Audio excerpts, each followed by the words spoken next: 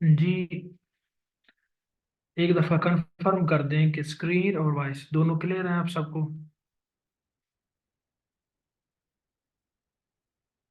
Voice भी सही आ रही है और साथ में स्क्रीन भी ओके है।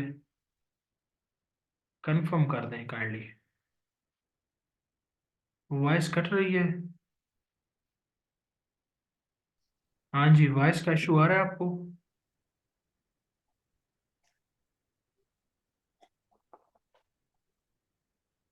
क्लियर है। ठीक है, ये जिनका भी है उनका कोई अपना नेटवर्क का इशू हो सकता है। आवाज़ क्लियर है। ठीक हो गया जी, हम स्टार्ट करते हैं। तो पिछले जो लेक्चर्स हैं उसमें हमने जो सॉफ्टवेयर्स हैं उसको हम पढ़ रहे थे। एमएस जो वर्ड है उसको हमने इन डिटेल देखा था। उसके बाद एमएस पावर पॉइंट को देखा था। और तमाम इसकी जो फीचर्स हैं वो हमने प्रैक्टिकली परफॉर्म करके देखे थे। फिर उसमें आपको ये भी बताया था कि कौन से एस्पेक्ट्स हैं उसमें आपको ज़्यादा इन डिटेल देखने की ज़रूरत है। तो नहीं। उसकी एक्सटेंशन हमें लगती है एम एस एक्सेल के अंदर। तो एम एस एक्सेल भी एक उस तरह का सॉफ्टवेयर है जिसमें आप आपका रिकॉर्ड कीपिंग सॉफ्टवेयर ही इसको हम कहते हैं, रिकॉर्ड कीपिंग ही सॉफ्टवेयर है। एम एस वर्ड में आप देख चुके हैं कि हम उसको रिपोर्ट्स बनाने के लिए, हम डिफरेंट किस्म की असाइनमेंट्स बनाने के लिए, कुछ भी राइटअप्स लिखने के लिए, ब्लॉग्स लिखने के लिए आप इसको उसको इस्तेमाल करते हैं। वर्ड प्रोसेसिंग सॉफ्टवेयर है वो। और फिर हमने एम एस पावर पॉइंट को देखा था जिसके अंदर आप डिफरेंट किस्म की प्रेजेंटेशन जो है ना वो बना सकते हैं। और आप मुख्तलिफ प्लेटफॉर्म से उसको प्रेजेंट कर सकते हैं। तो एम एस वर्ड देख लिया। उसके बाद तीसरी उसका जो एक सॉफ्टवेयर है जो कि मुकाबले के इम्तहानात में पूछा जाता है वो आपका एम एस एक्सेल है। जी मैं स्लो बता रहा हूँ, बिल्कुल स्लो बताऊंगा मैं, आपने बस नोट करना है। तो तीसरा हमारा जो सॉफ्टवेयर है वो एम एस एक्सेल है। एम एस एक्सेल किसके लिए होता है? आपके जो डिफरेंट किस्म की कैलकुलेशंस होती हैं, हिसाब किताब होता है, उनको करने में ये आपका मददगार साबित होता है। जिस तरह डिफरेंट आप जॉब्स करते हैं तो वहाँ पे सैलरी जो है ना बनाई जाती है, उनको फिर सम अप किया जाता है, वो इस पे किया जाता है। इसके अलावा डिफरेंट किस्म के सॉफ्टवेयर्स की इनपुट आउटपुट बहुत से जो कम्प्लेक्स कैलकुलेशंस होती हैं उनको हम इस सॉफ्टवेयर की मदद से सॉल्व आउट करते हैं। तो इसमें हम देखेंगे इसमें ज़्यादातर जो पोर्शन है ये आप एम एस वर्ड और एम एस जो पावर पॉइंट है उसमें देख चुके हैं। और इसके अलावा इसके अंदर बहुत से ऐसे फीचर्स हैं जो आपको वन पेपर के हवाले से करने की ज़रूरत नहीं है। और एग्जामिनर एम एस एक्सेल में से इतनी ज़्यादा एडवांस चीज़ें नहीं पूछता।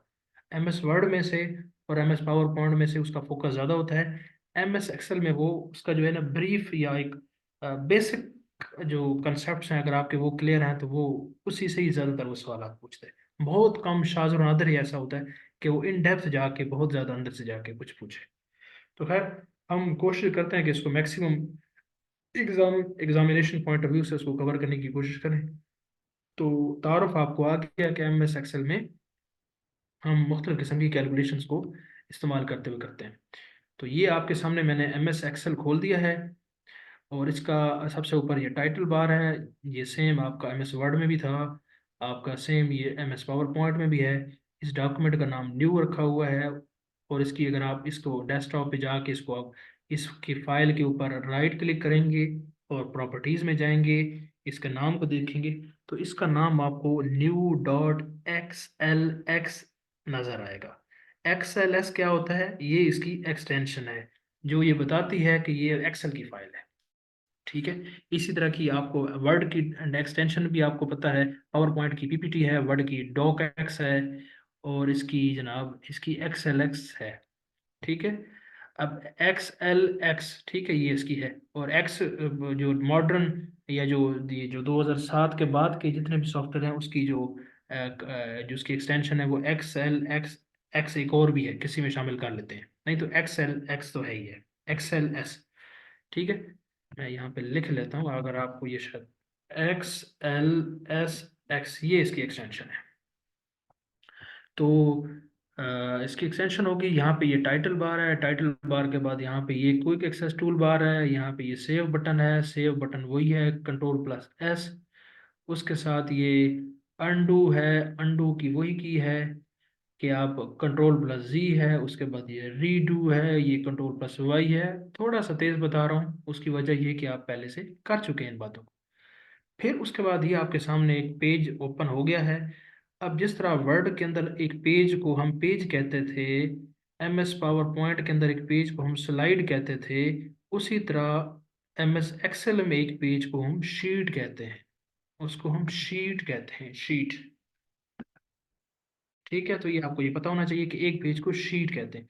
और इसमें ये, अब जब एम एस आपने वर्ड देखा तो उसके अंदर क्या होता है कि आपके सामने एक बिल्कुल ब्लैंक पेज होता है। और जो आपका एम एस पावर पॉइंट है उसके अंदर अगर देखा गया, जब स्लाइड ओपन करते हैं तो किसी जगह पे वो एक डब्बा बना होता है, और ये जनाब एक और डब्बा बना होता है। ठीक है, जो आपके वो मुख्तलिफ किस्म के आपके वो बने होते हैं। और वो जो डब्बे थे वो ज़रा नोट कर लें, ये पिछले लेक्चर में गाल में मैं नहीं बताया था कि वो स्लाइड के अंदर जो डब्बे बने होते हैं, जो आप स्लाइड ओपन करते हैं तो आपके सामने एक टेम्पलेट आता है कि यहाँ पे एक डब्बा है और नीचे एक डब्बा है, या एक डब्बा है यहाँ पे दो डब्बे। ठीक है, उसको प्लेस होल्डर कहते हैं, उसको प्लेस होल्डर कहते हैं। वो इमेजिनरी बॉक्सेस होते हैं, वो कोई रियल में नहीं होते। जब आप उनको पुट कर देते हैं तो आप उसके अंदर अपना डाटा पुट अप करते हैं, और उसकी जो बाउंड्री आपको वहां पे नजर आ रही होती है वो एक्चुअली होती नहीं है, वो जस्ट आपको बताने के लिए है कि इसका डिजाइन ऐसा है। तो वो हो गया। उसके बाद मैं बता रहा था आपको, इसकी इसको शीट कहते हैं। उसके अंदर जो पावर पॉइंट है उसके एक पेज को स्लाइड कहते हैं, और उसको जो आपका एम एस वर्ड है उसको हम पेज कहते हैं। अब ये हमने डॉक्यूमेंट खोला है, तो अगर आप देखें नीचे नीचे तो यहाँ पे लिखा हुआ है शीट 1। इसका मतलब ये है कि अगर आप प्लस, ये इसके साथ बटन है, अगर आप इसके क्लिक करते हैं तो आप इसके अंदर और शीटें ऐड कर सकते हैं। आप देखें, शीट 2 आ गई है, शीट 3 आ गई है। तो आप एक ही एम एस एक्सेल की फाइल के अंदर बहुत सारी शीट्स ऐड कर सकते हैं। ठीक है, और ऐसा एक डॉक्यूमेंट, एक ऐसी एक्सेल की फाइल जिसके अंदर एक से ज़्यादा जो है ना शीट्स इस्तेमाल हों, उनको हम क्या कहते हैं, उसको हम वर्क बुक कहते हैं। शीट बुक भी कहते हैं, और उसको हम वर्क बुक भी कहते हैं। ठीक है, और इसको वर्कबुक कहते हैं, और इसको एक्सेल सॉफ्टवेयर को स्प्रेडशीट सॉफ्टवेयर भी कहा जाता है। स्प्रेडशीट भी कहा जाता है। तो ये भी आपको पता होनी चाहिए, स्प्रेडशीट सॉफ्टवेयर भी कहते हैं, एक्सेल सॉफ्टवेयर भी इसको कहते हैं। ठीक हो गया। और आपको ये बता चुका हूँ कि ये एक जो है शीट 1, शीट 2, शीट 3, ये इसको हम वर्कशीट कहते हैं, इसको हम वर्कशीट कहते हैं। और एक एक फाइल जिसके अंदर एक से जायद वर्कशीट हो, हम उसको वर्क बुक कहते हैं, उसको हम वर्क बुक कहते हैं। अब पहले जो ये मेरे पास एक फाइल थी उसके अंदर सिर्फ एक ही आपके पास फाइल, इसके अंदर शीट थी। उस वक्त ये क्या थी, इसकी एक ही शीट थी। अब जब इसमें मैंने और शीटें ऐड कर दी हैं तो अब ये क्या बन गया है, अब ये वर्क बुक बन गई है। ठीक हो गया, यहाँ तक तो बात हो गई क्लियर। अब इसके अंदर जब हम आते हैं तो इसके, जब आप खोलते हैं इसको, तो आपको यहाँ पे मुख्तलिफ किस्म के डब्बे नजर आते हैं। ये आ रहा हूँ मैं उसामा, उस तरफ आ रहा हूँ। ये जो आपका जब इसको आप ओपन करते हैं तो आपको मुख्तलिफ किस्म के डब्बे नजर आते हैं। तो आपको ऐसे लगता है जैसे कि एक तरह का ग्रिड है। ग्रिड का मतलब आपने छोटी क्लासेस में ग्राफ टेबल देखे होंगे, ग्राफ पेपर आपने देखे होंगे। तो वो ग्राफ पेपर में क्या होता है, ऐसे ही आपको लाइनें नजर आती हैं, वर्टिकल लाइंस नजर आएंगी और हॉरिजेंटल नजर आएंगी। इसके अंदर जो स्पेस है वो ज़रा ज़्यादा है। ठीक है, और बाकी वही है, वही आपका है, ग्राफ पेपर टाइप ही आपको पिक्चर नजर आती है। तो इसके अंदर ये बहुत सारे आपके सामने ये डब्बे बने हुए हैं। तो इसमें जो एक डब्बा है उस डब्बे को हम सेल कहते हैं, उसको हम सेल कहते हैं, CELL। उसको हम सेल कहते हैं, यानी ये एक सेल है, ये एक सेल है, ये एक सेल है। ठीक है, ये आपका सेल, इसको हम सेल कहते हैं। अब उसके बाद यहाँ तक तो बात क्लियर हो गई, यहाँ पे शीट्स हो गई। उसके बाद यहाँ पे ये इसके उसी तरह जो पावर पॉइंट के अंदर व्यूज थे, एक्सेल आपके वर्ड के अंदर व्यूज थे, तो यहाँ भी व्यूज हैं। कौन कौन से व्यूज हैं ये आगे हमें नजर आएंगे। उसके बाद ये जूम बार है। तो जूम बार को अगर चेक करें तो मैक्सिमम आप 400 तक जूम लेके जा सकते हैं, और मिनिमम आप 10 तक लेके जा सकते हैं। आप इसको आप फिर कंपेयर कर लें अपने उसके साथ, जो आपका जो आपका वर्ड है, वर्ड आपका 500% तक जा सकता है, पावर पॉइंट आपका 400 तक जा सकता है, एक्सेल भी 400 तक जा सकता है। उसके बाद ये नीचे आपका एक बार आपके सामने ये नजर आ रहा है, इसको हम क्या कहते हैं, इसको हम हॉरिजेंटल स्क्रॉल बार कहते हैं, इसको हम हॉरिजेंटल स्क्रॉल बार कहते हैं। हाँ जी, ये पावर पॉइंट की तरह ही इसका जूम का हिसाब है। उसके बाद ये जो नजर आ रहा है मैं इस तरफ, जिसको मैं ऊपर नीचे कर रहा हूँ, ये भी स्क्रॉल बार है, और इसको हम क्या कहते हैं, इसको हम आपका हॉरिजेंटल वर्टिकल स्क्रॉल बार कहते हैं। ये वर्टिकल स्क्रॉल बार है और ये आपका हॉरिजेंटल स्क्रॉल बार है। उसके बाद ये वही उसी तरह ये हेल्प बटन है, माइक्रोसॉफ्ट एक्सेल हेल्प है, और इसकी शॉर्ट की F1 है। F1 है, ये बहुत ज़रूरी है, ये अक्सर पेपर में पूछा होता है। उसके बाद ये कंट्रोल बटन्स हैं, ये एक मिनिमाइज है, साथ में रिस्टोर है, और साथ में क्लोज है। ये तो आप पहले से ही जानते हैं। अब हम यहाँ तक तो हम पहुंच गए। अब हमें पता भी चल गया कि ये एक इस तरह, इसमें एक तरह का ग्रिड होता है, एक तरह का ग्राफ का टेबल की तरह है, छोटे छोटे डब्बे बने हुए हैं, एक डब्बे को हम सेल कहते हैं। यहाँ तक तो बात हो गई क्लियर। अब यहाँ पे जो एक नई चीज़ है, यूनिक चीज़ है, वो हमें ये नजर आती है कि आपको मैं ये यहाँ पे मैं आपको कर्सर कर रहा हूँ, ये आपकी बिल्कुल एक्सट्रीम लेफ्ट पे आपके सामने इसी तरह का एक, ये इस अगर आप इसको नोट करें कि एक ये आपके सामने मुख्तलिफ किस्म की लाइन यहाँ पे नजर आ रही हैं, वर्टिकल भी हैं और हॉरिजेंटल भी हैं। डब्बे आपको मुख्तलिफ किस्म के नजर आते हैं। तो अगर आपने मैथ पढ़ी होगी, तो मैथ के अंदर आपने रोज और कॉलम्स आपने पढ़े होंगे। आवाज मेरी कट रही है? मेरी आवाज आपको कट कट के आ रही है? जरा मुझे बता दीजिएगा। जी, ये मेरीन आपका शायद ना नेटवर्क का इशू है, आवाज ठीक है, इन सबको आ रही है। अच्छा, तो मैं आपको बता रहा था कि आपने मैट्रिसेस पढ़े होंगे। मैट्रिसेस क्या होते हैं, या मैट्रिसेस आपने देखे होंगे, जिसको उर्दू में कालब कहते थे, कालब। उसमें क्या होता है, आपकी रोज होती हैं और कॉलम्स होती हैं। इस तरह जो होता है, इस तरह ये जो मैं आपको ऐसे बना रहा हूँ ना, ये आपके सामने इसको कर्सर को घुमा रहा हूँ, ये इस तरह करके आपकी रोज होती हैं, इस तरह करके आपके कॉलम्स होते हैं। ठीक है, इस तरह करके हमारे पास क्या क्या होते हैं, कॉलम्स होते हैं। तो सेम यहाँ पे भी है। यहाँ पे आपके अगर आप बिल्कुल एक्सट्रीम लेफ्ट पे आप जाएं, तो ये 1 2 3 4 5 6, ये सारी क्या हैं, ये सारी रोज हैं, ये सारी रोज हैं, ये सारी रोज हैं, ये सारी कतारें हैं। और आपको ये ऐसे जो नजर आ रहे हैं, ये वाले क्या हैं, ये आपके कॉलम्स हैं, ये आपके कॉलम्स हैं। यहाँ पे आपने ये नोट करना है कि आपके जो कॉलम्स हैं, उनको हमने अल्फाबेट से जाहिर किया हुआ है। देखें, अगर आप ए है, बी है, सी है, डी है, ई है, तो आपका जो आपके कॉलम्स हैं, उनको हम अल्फाबेट्स, कैपिटल अल्फाबेट से जाहिर करते हैं। और आपके जो रोज हैं, उनको हम जो है ना 1 2 3, या आप इसको जो इसको न्यूमेरिक वैल्यूज कहें या इंटीजर्स कहें, ठीक है, पॉजिटिव इंटीजर्स, किस पॉजिटिव इंटीजर्स कहें या डिजिट्स से हमने इसको जाहिर किया हुआ है। तो ये आपको पता चल गया कि जो हमारे पास जो रोज होती हैं, उनको हम डिजिट से जाहिर करते हैं, और जो कॉलम्स हैं उनको हम किससे जाहिर करते हैं, अल्फाबेट से जाहिर करते हैं। तो फिर अगर हम आ जाएं एक सेल पे, तो जो एक सेल होता है, उस सेल किस जगह पे है, ये सेल यहाँ पे है, ये सेल यहाँ पे है, ये सेल यहाँ पे है, इन सारे सेलों में जो फर्क है वो किस चीज़ का है, इन सारे सेलों में, सारे डब्बों में जो फर्क है, वो उनकी लोकेशन का है, वो उनकी लोकेशन का है कि वो कहाँ पे लोकेटेड है। और एक सेल की लोकेशन को अगर आपने देखना हो, तो आप क्या देखते हैं कि वो किस रो में लाया करता है, और वो किस कॉलम में लाया करता है।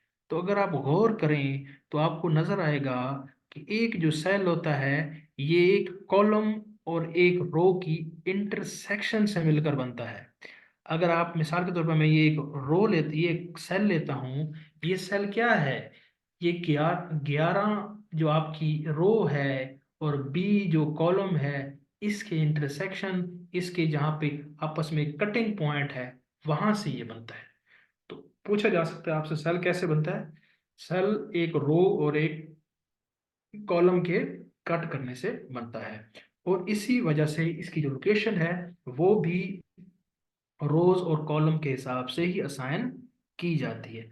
अब इसकी लोकेशन को हम कैसे देखते हैं? इसकी लोकेशन को देखने का ये तरीका होता है कि जो भी आपका सेल है, सबसे पहले उस सेल, वो किस कॉलम में है, किस कॉलम में है। तो अगर मैं मिसाल के तौर पे ये मैं कहता हूँ, मैं यहाँ पे कुछ लिखता हूँ और मैं कहता हूँ 56 है, तो मैं कहूँ कि जो मेरा डाटा 56 है, ये किस जगह पे है, तो आपको सबसे पहले देखेंगे कि ये किस कॉलम में है। तो आप देखेंगे, तो अगर आप इसको गौर करें तो आपका कॉलम डी है ये। तो इसका कॉलम तो मुझे पता चल गया कि ये डी कॉलम में है। फिर आप देखेंगे ये किस रो में है। तो अगर आप इसकी रो देखेंगे तो आपको पता चल जाएगा कि ये डी रो में है। तो इसकी जो लोकेशन है उसको हम D10 के नाम से याद करेंगे। इसका मतलब ये है कि कोई भी सेल होगा वो किस कॉलम में है, कॉलम का एड्रेस और उसके बाद रो का एड्रेस, वो अगर आप लगा लेंगे तो वो उस सेल की लोकेशन होगी और उसको सेल का रेफरेंस भी कहेंगे। और जब कभी हम उस सेल के साथ बात करेंगे तो हम उसकी लोकेशन के हिसाब से उससे बात करेंगे। ठीक हो गया। यहाँ से तो आपको ये इसकी सेल की लोकेशन जो है ना वो क्लियर हो गई। तो आप जब इसकी लोकेशन यानी आपको किस तरह नजर आएगी, आपकी लोकेशन मिसाल के तौर पर अगर आप यहाँ पे क्लिक करूँ, जरा आप देखें ये जिस डब्बे पे मैंने क्लिक किया है, या मैं इसी 56 को ही देख लूँ, 56 को जरा आप देखें तो ये डी डी कॉलम में है और 10th रो में है। तो अगर आप जरा गौर करें तो यहाँ पे ये आपके सामने D10 आ रहा है और इसके साथ आ रहा है नेम बॉक्स। तो इसका मतलब ये हुआ कि नेम बॉक्स में क्या होता है, नेम बॉक्स में जो आपने सेल सेलेक्ट किया है उसकी लोकेशन आती है। ठीक है, तो ये सेल उसकी लोकेशन है और इसको D10 कहेंगे। इसी तरह जो भी आपके सेल हैं उनके नाम ऐसे ही होंगे, A52, बी ये यो, D C D ये वो। लेकिन जो भी एड्रेस होगा, अगर आपसे को पूछ ले कि ये क्या एड्रेस दुरुस्त है या नहीं, तो आप उसको सिंपल इस तरीके से चेक करेंगे।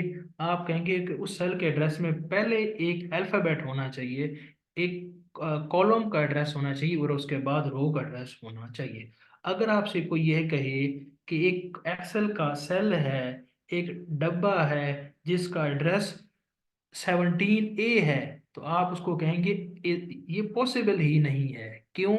कि 17 एक रो का नंबर है और रो एड्रेस में पहले नहीं आती, पहले कॉलम आता है। तो आप कहेंगे 17C हो नहीं सकता, C17 हो सकता है। तो ये अक्सर पेपर में पूछा होता है कि कौन सा इसमें से वैलिड सेल एड्रेस है या सेल रेफरेंस है, तो आप उसमें से इसको आइडेंटिफाई कर सकते हैं। यहाँ तक तो आपको बात हो गई क्लियर। ये उसका बुनियादी जो तारफ था ये तो अब आपको हो गया क्लियर। अब इसके हम मजीद फीचर्स की तरफ जाते हैं, तो मुझे एक दफ़ा कंफर्म कर दें कि आप सबको आवाज़ भी क्लियर है और यहाँ तक सारी बातें क्लियर हो गई हैं। तो फिर मैं थोड़ी सी स्पीड बढ़ाऊंगा। ठीक हो गया जी।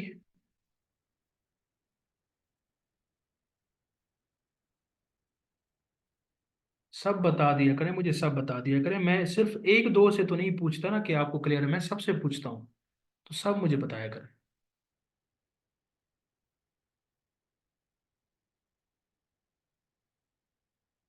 जी, स्प्रेडशीट एक शीट को कहते हैं और जब आपके एक फाइल के अंदर बहुत सारी शीटें हैं तो उसको हम वर्कबुक कहते हैं। जिस तरह अब आपका ये डॉक्यूमेंट है, इसके अंदर शीट 1 है, शीट 2 है, शीट 3 है। तो ये अब क्या बन गया आपका, ये आपका वर्कबुक बन गई है ये। ठीक हो गया जी। बाकी सबको क्लियर हो गया है? ठीक हो गया। अब आगे चलते हैं जी हम। यहाँ तक तो हो गया क्लियर। अब वही बात कि इसके अंदर वो उसी तरह टैब्स हैं और वही उसके अंदर ग्रुप्स हैं। तो जैसे उनमें था इनमें वैसे ही है, कोई इसमें कोई फर्क नहीं है। अब जरा थोड़ा सा फर्क होगा, वो देखते जाते हैं। टाइटल बार के नीचे क्या है हमारे पास, रिबन है, रिबन है, ये सारा रिबन है, ये सारा, ये सारा रिबन है। रिबन के ऊपर सबसे ऊपर ऊपर फाइल के साथ आपकी क्या होती है, रिबन टैब्स। तो देखें जी कितनी टैब्स हैं, कितनी टैब्स हैं, 1 2 3 4 5 6 7। तो इसमें 7 टैब्स हैं। अभी आप इसको कंपेयर कर लेंगे वर्ड के साथ भी और पावर पॉइंट के साथ भी कि उनमें कितने टैब्स हैं। और उसके साथ एक फाइल है, ये टैब नहीं है, ये एक ऑप्शन है। तो इस फाइल पे अगर आप क्लिक करें तो आपको जो ऑप्शंस मिलते हैं, इसमें आप न्यू एक जो आपकी एक और फाइल खोल सकते हैं न्यू। इसको कंट्रोल+N से हम ओपन करते थे, वर्ड के अंदर भी एन से ओपन करते थे, उसका पावर पॉइंट में भी एक एन से ऐसा करते थे। यहाँ भी हम कंट्रोल+N से ही एक डॉक्यूमेंट को ओपन करते हैं। ओपन इसमें क्या होता है कि आपका एग्जिस्टिंग डॉक्यूमेंट मौजूद है उसको आपने उठाना है, तो उसके लिए होता है सेव। और सेव एज का जो वहाँ पे था सेम वो यहीं पे है, कमांड तक भी सेम है, प्रिंट भी सेम है और प्रिंट की जो कमांड होती है वो कंट्रोल+P होती है। शेयर है, शेयर भी आप इसको कर सकते हैं, एक्सपोर्ट कर सकते हैं, क्लोज कर सकते हैं, ये सारी बातें आप यहाँ से कर सकते हैं। तो ये सारे फीचर वहाँ भी थे, कोई नए नहीं है। होम टैब में आ जाते हैं। होम टैब में सबसे पहले जो ग्रुप है वो क्लिप बोर्ड है। क्लिप बोर्ड के बारे में मैं बड़ी डिटेल से बता चुका हूँ, यहाँ भी वही है, कट की है, और कट की कंट्रोल+X है, ये उन दोनों में भी ऐसे ही थी। कॉपी में कंट्रोल+C है। तो फॉर्मेट पेंटर का मैं आपको बता चुका हूँ, पेस्ट भी हो चुका है। फ़ॉन्ट पे आ जाते हैं। फ़ॉन्ट के अंदर जो है ना, फ़ॉन्ट की ये यहाँ पे उसी तरह सेम फ़ॉन्ट की जो डिफरेंट किस्म की लैंग्वेजेस आप सेलेक्ट कर सकते हैं। साथ में यहाँ के आप फ़ॉन्ट साइज सेलेक्ट कर सकते हैं, यहाँ पे बोल्ड कर सकते हैं कंट्रोल+B, इटैलिक कर सकते हैं कंट्रोल+I, यू कर सकते हैं कंट्रोल+U। और ये क्या है जनाब, क्या है, बॉटम बॉर्डर्स। अब ये बॉटम बॉर्डर क्या है कि आप किसी भी जगह पे आप बॉर्डर लगाना चाहते हैं तो आप लगा सकते हैं। मिसाल के तौर पे आप कहते हैं ये 56 है ना, तो 56 का आपने बॉर्डर लगाना है तो उसको बॉर्डर लगा लें। आप इसके बॉटम पे बॉर्डर लगा सकते हैं, आपने मैंने बॉटम पे लगा दी है। आप चाहते हैं कि नहीं मैं इसको कोई अप पे लगाना है, डाउन पे लगाना है, जहाँ लगाना है तो आप लगा सकते हैं। लेफ्ट पे लगाना है तो लेफ्ट पे लगा लें। अभी देखें ये लेफ्ट पे लग गया, तो आपको जहाँ बॉर्डर लगाना है। उसके बाद जनाब ये फिल विद कलर का ऑप्शन है, तो ये आप उनमें भी कर चुके हैं, यहाँ भी आप कर लेंगे, इसमें कोई वो दो राय नहीं है। ठीक है, सेम वही चीज़ है। यहाँ पे ये जो कलर है ये टेक्स्ट का कलर है, या ये जो आप फ़ॉन्ट कलर है, ठीक है, ये टेक्स्ट को ज़ाहिर करता है। उसके बाद ये फ़ॉन्ट इंक्रीज करना है, ये इंक्रीज आप यहाँ से कर सकते हैं, डिग्रीज आप कर सकते हैं यहाँ से। ये सेम वही बातें हैं। तो क्लिप बोर्ड फ़ॉन्ट में कोई नई चीज़ नहीं है, सेम वही है। आगे अलाइनमेंट में आ जाते हैं। अब अलाइनमेंट में यहाँ पे क्या है, लेफ्ट अलाइन है, जो कि आपका वर्ड में भी था, तो यहाँ भी है लेफ्ट लाइन है। उसके बाद यहाँ पे सेंटर लाइन है, तो ये सेंटर लाइन भी है। और यहाँ पे राइट लाइन है, तो राइट लाइन। तो हम ये चेक कर लेते हैं कि क्या ये जो हमारे पास की थी वो क्या वैलिड है। तो मैं लिखता हूँ कंट्रोल+राइट। तो अगर आप देखें तो क्या हुआ, उसने कंट्रोल+राइट को राइट पे किया या नहीं किया, चेक करते हैं। मैं यहाँ पे लिखता हूँ ना 45। तो अगर आप 45 में लिखता हूँ तो ये ऑटोमेटिकली राइट पे चला जाता है ना, तो इसका मतलब बाय डिफॉल्ट तो ये राइट लाइन है। ठीक है, लेकिन मैं क्या इसको लेफ्ट लाइन कर सकता हूँ कंट्रोल+L से, तो ये नहीं हो रहा। इसका मतलब वो की यहाँ पे वैलिड नहीं है, और इसकी कोई इश्यू शॉर्ट की नहीं है। यहाँ पे देखें ना, आप क्लिक करते हैं तो वो शॉर्ट की नहीं दिखाता, तो आप इसको मैनुअली ही सिलेक्ट करते हैं। यहाँ पे इसके अलाइनमेंट तो ये है। यहाँ पे एक और चीज़ है जो कि डिफरेंट है, वो इसके ऊपर ये वाली है। ये क्या है जरा देखें इसको, ये है टॉप लाइन, ये है मिडल अलाइन, और ये है बॉटम अलाइन। तीन और किस्म की भी इसमें अलाइनमेंट है। ठीक है, वर्ड के अंदर चार किस्म की अलाइनमेंट थी, left line, right line, centre line और जस्टिफाई। ठीक है, और वही चार आपकी अलाइनमेंट वहाँ भी थी, आपके पावर पॉइंट में भी थी। यहाँ पे अलाइनमेंट जो है ना वो छः है। लेफ्ट लाइन है, राइट लाइन है, और साथ में टॉप लाइन भी है, बॉटम लाइन भी है, और वो है। इसका क्या मतलब है, इसको जरा देख लेते हैं। उसको इस तरह है कि मैं आपको सामने ना, अब इसको अगर आपने एक बॉक्स की साइज को बढ़ाना है तो आप इसको ऊपर जाएंगे और यहाँ पे देखेंगे, जैसे ऊपर आप जाएंगे तो आपको ये एरो बना के दिखाएगा इस तरह। तो आप इसको यहाँ से चेंज कर सकते हैं। तो मैंने इसको साइज थोड़ा, इसको मैं बढ़ा रहा हूँ अपनी मर्जी से, यहाँ पे बढ़ा, तो डब्बा मैंने बड़ा कर लिया। अब इस डब्बे को जरा देखिए, तो बाय डिफॉल्ट ये आपका राइट लाइन है। ठीक है, अब इसमें जगह जगह आप अगर आप इसको टॉप अलाइन करेंगे तो ये ऊपर चला जाएगा। फिर आप इसको मिडल अलाइन करेंगे तो ये मिडल में आ जाएगा। फिर आप इसको जनाब बॉटम अलाइन करेंगे तो ये बॉटम में चला जाएगा। और अगर आप चाहते हैं कि ये यहाँ पे हो, तो आप मतलब ये क्या क्या कहना चाह रहे हैं, आप कहना चाह रहे हैं कि ये सेंटर लाइन हो और बॉटम भी हो, तो यहाँ से आप सेंटर कर लेंगे और बॉटम पे है। अगर आप चाहते हैं कि ये दरमियान में चला जाए, यानी कि आप चाहते हैं कि सेंटर में भी हो और मिडल में भी हो, तो ये सेंटर में तो पहले है, तो आप मिडल कर लें तो ये मिडल में चला जाए। तो इस तरीके से आप एक जो लेटर है, ये कैलकुलेशन वाला है, उसको आप अपनी मर्जी से चेंज कर सकते हैं। तो आपको समझ में ये आया कि यहाँ पे 6 अलाइनमेंट है। ठीक है, एडिशनल कौन सी है, टॉप है, बॉटम है, और कौन सी आपकी टॉप बॉटम, और तीसरी कौन सी थी आपकी, टॉप है, मिडल है, मिडल है। तो ये 6 अलाइनमेंट इसमें है। उसके बाद क्या है जी, उसके बाद ये वही इंडेंटेशन वाला डिक्रीज इंडेंट है। ठीक है, डिक्रीज इंडेंट में ये उसकी स्पेस वो छोड़ देता है, आगे चला जाता है। ठीक है, मिसाल के तौर पे देखें, ये डिक्रीज इंडेंट है, ये इंक्रीज है, तो आप यहाँ से वो कर सकते हैं। तो इसकी को की सामने आ रही नज़र, कोई नहीं नज़र आ रही, तो इसको कोई ज़रूरत नहीं है की याद करने की। जिसके सामने की ना आए तो उसको छोड़ दें, बस उसकी की याद करने की ज़रूरत नहीं है, वो की आपको खुद बता देगा। उसके ऊपर कौन सा फीचर है, उसके बाद ये है ओरिएंटेशन। ओरिएंटेशन ये कि आप टेक्स्ट को थोड़ा मिसाल के तौर पे आप चाहते हैं कि थोड़ा टेढ़ा मेढ़ा होकर नजर आए, तो आप इसको यहाँ से चेंज कर सकते हैं। मिसाल के तौर पे आप ना यहाँ पे मैं यहाँ पे कुछ लिखता हूँ। मैं लिखता हूँ यहाँ पे 45 कह रहा हूँ, 51 लिखता हूँ। अभी आप इसको जो है ना चेंज कर सकते हैं यहाँ से। अगर आप देखें ना, मैंने एंगल क्लॉकवाइज किया तो ये क्लॉकवाइज टेढ़ा हो गया 51, जरा देखें। उसके बाद अगर आप इसको वर्टिकल टेक्स्ट करना है तो वर्टिकल हो जाएगा। देखें ना, वो वर्टिकल में चला गया, 5 1 उस तरफ चला हो गया। उसके बाद आप इसको रोटेट टेक्स्ट डाउन करेंगे तो ये हो जाएगा। तो आपको आपको ये भी नजर आता है, और इसकी कोई शॉर्ट की नहीं है, तो ये ओरिएंटेशन ही है। और क्या लिखा हुआ, रोटेट योर टेक्स्ट डायगोनली और vertically, this is a great way to label narrow columns. ये नैरो कॉलम्स जो होते हैं ना, नैरो कॉलम्स, उनको लेबल करने में खास तौर पर ये इस्तेमाल होता है। ठीक हो गया। अब ये इस तरह होता है ना, मिसाल के तौर पे आपने कॉलम का नाम लिखा है और वो कॉलम उसकी जगह कम है, तो आप इसको जब वर्टिकली अलाइन कर देते हैं तो वैसे आ जाता है, RIES ऐसे हो जाता है सारा। तो ये उसमें खास तौर पर इस्तेमाल होता है। तो ये ओरिएंटेशन है। ओरिएंटेशन देख लें कितने किस्म की है, 1 2 3 4 5, दो और जो चार, 5 किस्म की है, बस आपको ये पता होनी चाहिए।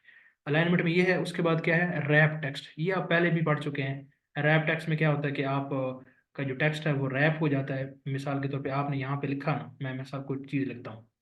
मैं लिखता हूँ यहाँ पे एग्जामिनेशन, बड़ा सा वर्ड लिखता हूँ, एग्जामिनेशन। ठीक है। तो अगर आप देखें तो ये अगले सेल में भी आपका चला गया, लेकिन आप चाहते हैं कि नेक्स्ट सेल में ना ना जाए और ये रैप हो जाए, तो आप इसको यहाँ पे टेक्स्ट रैप करेंगे तो फिर क्या होगा, ये नेक्स्ट में नहीं जाएगा और आपका अगले इसी सेल में रहेगा। तो इसको कहते हैं टेक्स्ट रैप। और इसके लिए एक टर्म वर्ड के अंदर थी, जिसको हमने कहा था हाइफनेशन। हाइफनेशन क्या थी कि वो एक छोटा सा यहाँ पे माइनस का साइन लगा के आगे जा रहा था, जिस तरह आप टेक्स्ट में करते हैं। तो ये वही चीज़ है, कोई फर्क नहीं है। उसके बाद क्या है जी, merge and center. Merge and center क्या है, ये भी इसी दोनों के हिसाब से होता है कि इसको अगर आपने टेक्स्ट को आपस में मर्ज करना हो तो उस हवाले से इस्तेमाल होता है। इसकी इंपॉर्टेंस कोई खास नहीं है। की देख लें, इसकी को की नहीं है, जान दें। उसके आगे क्या है जी, नंबर। हमने क्लिपबोर्ड ग्रुप पढ़ लिया, फॉन्ट पढ़ लिया, अलाइनमेंट पढ़ लिया, नंबर। अब नंबर में क्या है कि आपने किस तरह का नंबर ऐड करना है, तो आप उसमें ऐड कर सकते हैं। मिसाल के तौर पे यहाँ पे 45 डाला था, क्या हो सकता है कि 45 है क्या चीज़, इसका यूनिट क्या है, तो अगर आपने यूनिट्स भी साथ डालने हो तो ये इस नंबर कैटेगरी में आप डाल सकते हैं। मिसाल के तौर पर मैं कहता हूँ कि जो 45 था ना, ये 45 ये परसेंट था। तो आप यहाँ से क्या करेंगे, आप उसको स्पेसिफाई करेंगे कि है क्या। अभी देखें ये भी तो ये जर्नल है। आप इस ऑप्शन आपको कौन कौन से नजर आएंगे, आपको देखें नंबर अभी शो हो रहा है। उसके बाद जनरल में तो नो स्पेसिफिक फॉर्मेट, कोई फॉर्मेट नहीं है। करेंसी अगर आप जब सेलेक्ट कर लेंगे तो 45 जब आप लिखेंगे ना, तो वो उसको $45 ही लेगा, जब आप करेंसी आपने वहाँ सेलेक्ट कर दी। ठीक है। और फिर आप उसको भी मजीद भी चेंज कर सकते हैं, आप डॉलर की जगह कोई और करेंसी भी लगा सकते हैं। उसके बाद अगर आप शॉर्ट डेट डालेंगे तो जो आप डिजिट पुट करेंगे तो वो उसको डेट के हिसाब से ही समझेगा। टाइम डालेंगे तो टाइम समझेगा, परसेंटेज परसेंटेज, फ्रैक्शन फ्रैक्शन, यानी जो यहाँ पे आप जिस तरह का आप वहाँ से डाटा वैल्यू पुट करेंगे वो उसको वैसा ही ट्रीट करेगा। मिसाल के तौर पर मैं कहता हूँ ना 845, 874, तो ये आम वैल्यू उसने ट्रीट की है। अब अगर मिसाल के तौर पे मैं यहाँ पे इसमें से इसको मैं कोई और फॉर्मेट दे देता हूँ, मैं कहता हूँ इसको मैं टाइम की फॉर्म में देता हूँ। तो टाइम की फॉर्म में जब मैं यहाँ पे 8:45 लिखूंगा तो वो उसको टाइम के हिसाब से उसको चेंज कर देगा। तो ये उसकी वो है नंबर। उसके भी नीचे ये है, ये आप डॉलर में किसको डॉलर को करना चाहते हैं, डॉलर आपको यूरो में है, इंग्लिश डॉलर है, जो सा भी है आप यहाँ से चेंज कर सकते हैं। यहाँ से परसेंटेज भी आप कर सकते हैं। अगर आपके सारे आंसर परसेंटेज में हैं, यहाँ ऊपर आप परसेंटेज को सिलेक्ट कर लेंगे, जो भी आप कुछ लिखेंगे तो वो परसेंटेज में ही आपको बताएगा। अभी मैं इसको कर देता हूँ। ये परसेंटेज है, आपने परसेंटेज सिलेक्ट कर लिया, यहाँ पे आपने लिखा 19। तो अगर आप देखें तो ये उसने, ये तो 19 हो कैसे आ गया, 19 लिखे यहाँ पे आप, तो वो उसको परसेंटेज की फॉर्म में बताएगा। मिसाल के तौर पे देखें ना, यहाँ से करते हैं परसेंटेज में जाएं और यहाँ पे आप इसे लिखें 20। तो अगर देखें तो 20 के साथ क्या आपके साथ आ गया, परसेंट खुद ब खुद आ गया। ठीक है। फिर साथ में ये दो डिजिट्स आ रहे हैं, तो इसको भी आप यहाँ से डिजिट्स को भी कम ज़्यादा कर सकते हैं। मिसाल को देखा ना, ये इंक्रीज डिजिट है और ये डिक्रीज डिजिट है। डिक्रीज पे करेंगे तो यहाँ पे ये डिक्रीज डिजिट हो जाएगा। ठीक है, यहाँ पे आप जो है ना इसको सिलेक्ट करें और आप यहाँ से जाके डिक्रीज बजट कर, तो डिक्रीज करेंगे तो ये डिजिट्स देखें कम हो रहे हैं, और इंक्रीज करेंगे तो यहाँ से डिजिट आप जितने डेसिमल आपको चाहिए तो आप इंक्रीज कर सकते हैं। ठीक हो गया। तो ये नंबर की ये जो ग्रुप है, इसकी कोई खास को की नहीं है, बस आपको आइडिया हो गया, फाइन। उसके बाद क्या है, स्टाइल्स। अब ये थोड़ा सा ट्रिकी है, ये आमतौर पर चीज़ें नहीं पूछते, लेकिन मैं आपको वर्बली या शास्त्रीय तौर पर बता देता हूँ। फॉर्मेटिंग टूल ये होती है कि आपकी कुछ कंडीशंस यहाँ पे अप्लाई करते हैं। मिसाल के तौर पे आपके पास एक कोई आप काम कर रहे हैं, या आप बच्चों के नंबर पुट अप किए हैं, और आप कहते हैं कि मिसाल के तौर पे कि आप लिस्ट बनाते हैं, और आप कहते हैं मेरे पास एक बच्चा है जिसका नाम अहमद है, और उसने एक सब्जेक्ट में, उसकी ओवरऑल जो परसेंटेज है वो 45% है। फिर आप कहते हैं एक बच्चा है मेरे पास जिसका नाम है, ठीक है ना, अहमद, उसका उसकी जो परसेंटेज है वो 70% है। फिर आप कहते हैं कि मेरे पास एक कोई बच्ची है जिसका नाम है, मिसाल के तौर पे शुमैला, जिसके परसेंटेज 60% है, फॉर एग्जाम्पल मिसाल दे रहा हूँ। अब इसमें आप चाहते हैं कि इसमें फॉर्मेटिंग अप्लाई करें, फॉर्मेटिंग कैसे अप्लाई करें, आप कहते हैं कि मैं इस पे इसको चेक करूं कि ये पास है या फेल है, इस पे कोई कंडीशन अप्लाई करें। तो आप फिर यहाँ पे कैसे अप्लाई करते हैं कंडीशन फॉर्मेटिंग। अब आप कहते हैं सबसे पहले ऊपर देखें ना, ये हाईलाइट सेल रूल्स है, टॉप राइट रूल्स है, काफ़ी सारे रूल्स है, लेकिन मैं आपको एक ही करके बताता हूँ। अब हाईलाइट सेल रूल, मैं कहता हूँ कि जब किसी बच्चे के नंबर 40% से कम है तो वो उसको, या 50% से कम है तो उसको आप हाईलाइट कर लो। मैं कहूँगा लेस देन, तो लेस देन में यहाँ पे मैं कंडीशन डालूंगा, लेस देन में यहाँ पे मैं कंडीशन डालूंगा।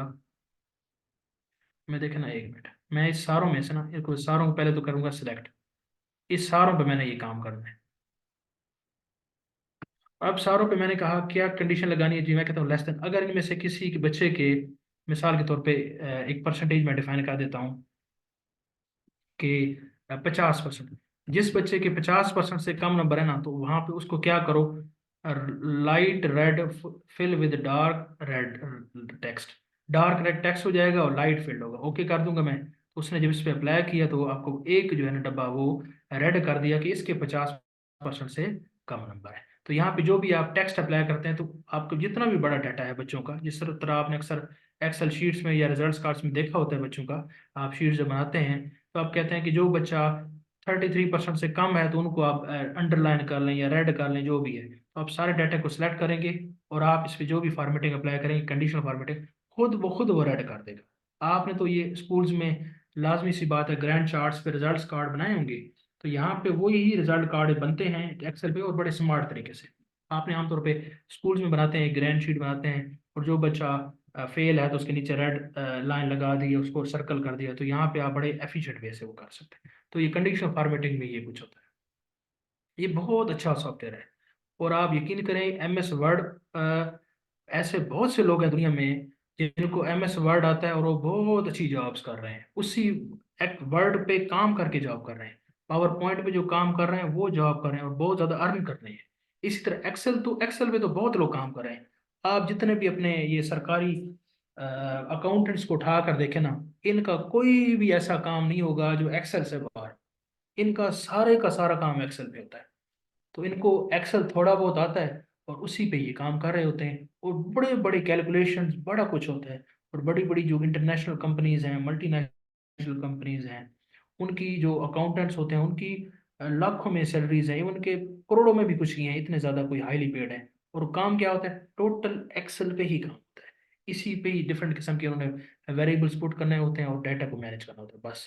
एक्सेल बहुत बड़ी चीज़ है, बहुत बड़ी चीज़ है। लेकिन मैंने और आपने तो कोई बहुत बड़ा इस पे काम नहीं करना।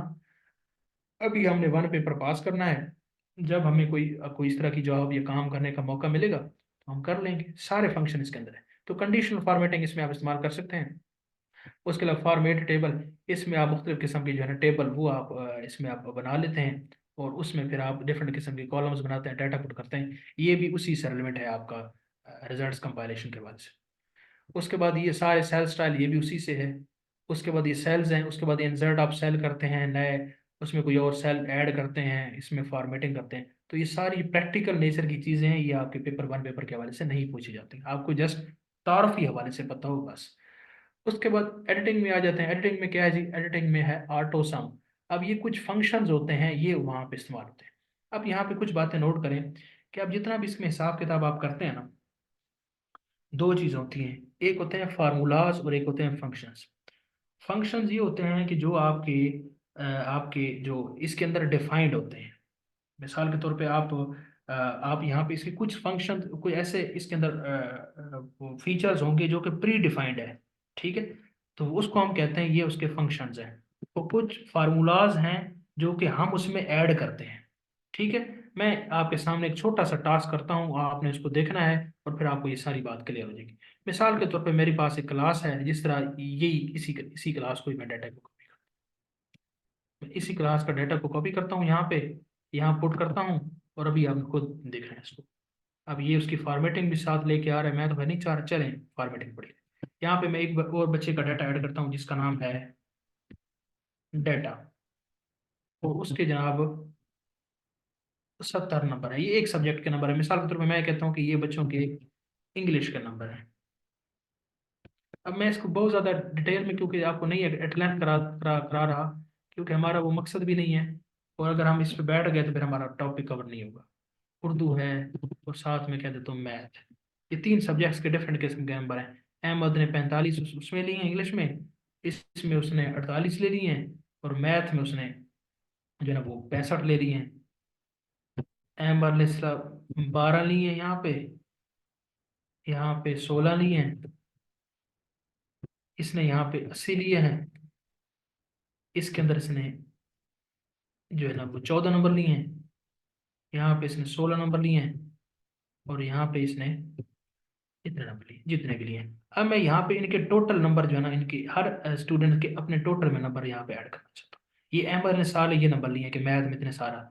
अब पहली बात तो आपको ये पता चल गई कि टोटल मार्क्स कितने हैं, तो टोटल मार्क्स आपको पता चल गया, अगर 100 में से ही है तो टोटल मार्क्स तो 300 है। तो मैं यहाँ वैसे लिख देता हूँ, मैं कहता हूँ कि टोटल मार्क्स जो है ना वो इन्होंने जो पेपर दिए हैं उसके कितने हैं, टोटल मार्क्स ये भी कितने हैं आपका ये, अब 100 नंबर का फिसल जो पेपर है तो 300 है। तो इस 300 को मैं यहाँ पे आगे भी कर देता हूँ, आप वो सेम कॉपी इस तरह कर सकते हैं, तो इसकी टेक्निक्स हैं। अब ऑब्टेन्ड मार्क्स यहाँ पे ऑब्टेन्ड करते हैं। अब ऑब्टेन्ड मार्क्स में क्या होगा,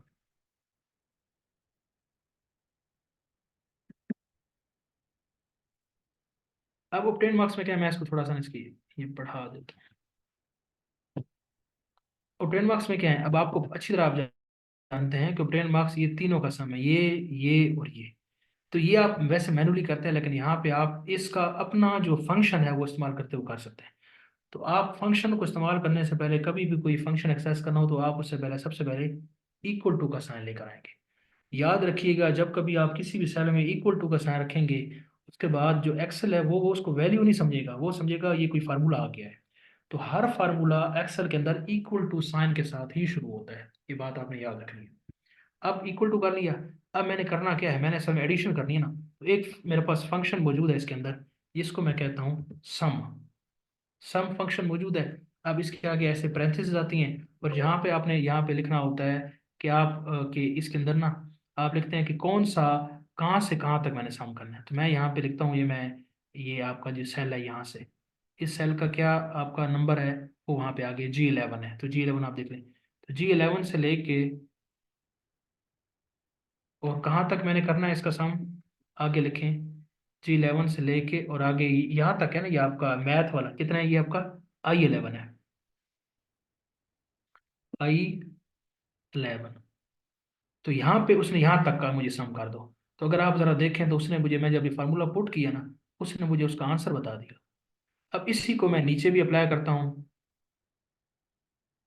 नीचे, तो सेम वही फार्मूला यहाँ पे रेप्लिकेट हो गया, यहाँ पे रेप्लिकेट हो गया, यहाँ भी, तो ये उनके टोटल ऑब्टेन मार्क्स आ गए। अब मैंने सम लिखा, दो वैल्यूज पुट करी उसके अंदर, और उसने खुद ब खुद मुझे निकाल के दे दिया।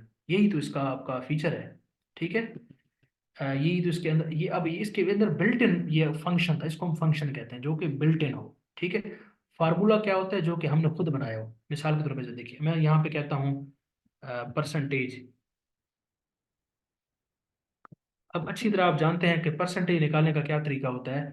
आप यहाँ पे क्या करेंगे, आप सबसे पहले तो उसको बताएंगे कि आपने करना है इक्वल टू परसेंटेज में। आप क्या करते हैं, आप कहते हैं ऑब्टेन मार्क्स, यानी कि ये मार्क्स जितने भी हैं, अब इसका एड्रेस आप देंगे K11 डिवाइड बाय आप कहेंगे टोटल मार्क्स, फिर आप इसको क्या करेंगे मल्टीप्लाई बाय 100। यही फार्मूला आप इस्तेमाल करते हैं ना परसेंटेज के लिए। तो अगर आपने निकाला तो ये इसकी परसेंटेज आ गई 52%। ठीक है, आप इसमें से बाकी को भी इसमें से निकाल सकते हैं, आगे भी इसको नीचे कर दें तो ये, अब ये जो एरो नीचे आ रहा है ना, तो ये इसका मतलब है ये फार्मूला नीचे सारे सेल्स में अप्लाई हो रहा है, तो हर किसी की परसेंटेज आपके सामने आ गई है। अब ये तो मैंने जो खुद बनाया है, देखे ना आपने खुद फार्मूला बनाया है, तो खुद जो आप बनाते हैं वो फार्मूला होता है। ठीक है, ठीक हो गया। अब मैं जनाब इसमें से ये इनको मैं जरा वाइप आउट करूं, ताकि मैं इधर एक और काम कर दूं। यहाँ पे ऐसा करता हूँ, मैं एक और कॉलम ऐड कर देता हूँ। यहाँ से आप इंसर्ट करके नया कॉलम भी ऐड कर सकते हैं। आप कहेंगे इंसर्ट करना है आपने, और आपने यहाँ से इंटायर कॉलम ऐड करना है, तो यहाँ से कॉलम ऐड कर लें। मैंने ये अलग ही कॉलम ऐड करी। अब ये परसेंटेज ही मैं इस्तेमाल करूंगा, लेकिन मैं अब क्या करूंगा, इसके अपने फंक्शन को इस्तेमाल करके परसेंटेज, परसेंटेज है जी। अब आप वही इक्वल टू का साइन लगाएंगे, आप कहेंगे कि एवरेज है ना, एक एवरेज भी तो वही चीज होती है ना, आप एवरेज इसका फार्मूला यूज करेंगे, एवरेज का इसमें फार्मूला, और वो आपसे दो नंबर क्या है, और दो नंबर आप इसमें पुट कर दें। एक आपके 10 मार्क्स हैं, और दूसरे आपके क्या हैं, टोटल मार्क्स। तो ये फार्मूला आप इसमें पुट कर दें, आप इसको आप ओके कर दें। अब ये उसकी एवरेज की उसकी एवरेज जो बनती है ना उसकी, ये परसेंटेज तो उसमें बनेगी, एवरेज जो आपकी बनती है, यानी कि ये जितने नंबर हैं, ये नंबर डिवाइड बाय 3, तो आप इसको डिवाइड बाय 3 करेंगे तो उसकी एवरेज आ जाएगी। ठीक हो गया।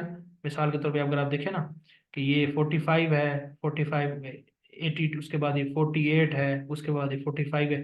हाँ, यहाँ मैंने ऊपर ये उसकी परसेंटेज निकाली है, तो परसेंटेज निकालने से बेहतर था कि मैं यहाँ पे इसकी एवरेज ही निकालता। मैं एवरेज यहाँ से निकालता हूँ, फिर आपको ये बात क्लियर होगी। एवरेज, अब एवरेज कैसे निकालते हैं, हमें उसके फार्मूले का तो पता ही है। आप क्या करते हैं एवरेज में, आप एवरेज में उन तमाम नंबर्स को ऐड करते हैं, इसको प्लस इसको प्लस इसको। ठीक है, इनको आप प्लस करते हैं और फिर आप क्या करते हैं, इसको डिवाइड बाय, एक मिनट, यहाँ तो हो गए। अब ये हो गई ना, अब इसको आप किस पे डिवाइड करेंगे, डिवाइड बाय 3 पे। तो आपकी अब ये इसको आपने तरीके से, इसमें जो पैरेंथेसिस है उसका ख्याल रखना होता है। अब ऊपर आपने पैरेंथेसिस बड़ा वाइजली इस्तेमाल करनी है, नहीं तो ये इसमें गलती हो जाती है।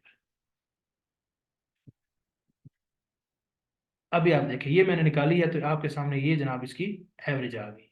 ठीक है, 52 पॉइंट कुछ, आप इसको नीचे रेप्लिकेट करके यहाँ से एवरेज वैसे निकाल सकते हैं। अब ये तो मैंने मैन्युअली करके निकाली है ना, यानी जो इसका फार्मूला इस्तेमाल किए, इसका अपना फंक्शन भी इस्तेमाल कर सकते हैं। आप इस फंक्शन में, आप यहाँ से फंक्शन में क्या करेंगे आप, कि आप एवरेज पुट करेंगे, वो उसके जो नंबर्स हैं वो उसमें आप शामिल करेंगे, उसमें आपकी एवरेज आ जाएगी। ठीक हो गया। तो मीन्स आपको बताने का मकसद ये था यहाँ पे कि आप परसेंटेज को, इस परसेंटेज कह रहा हूँ, फार्मूलाज भी बना सकते हैं खुद, और जो आप खुद बनाते हैं, और जो आपके क्या है वो आपका दूसरा फंक्शन है, वो आप फंक्शन को भी उसमें आप एक्सेस कर सकते हैं। तो खैर ये लंबी जोड़ी बात होगी, इसका मकसद यही था आपको फार्मूले सिखाना कि इसमें कैसे फार्मूले आप बनाते हैं और कैसे आप इक्वल टू का ये इस्तेमाल करते हैं। बाकी ये बहुत लंबी होगी बात। उसके बाद अगला जिसकी टैब है, ये है एडिटिंग।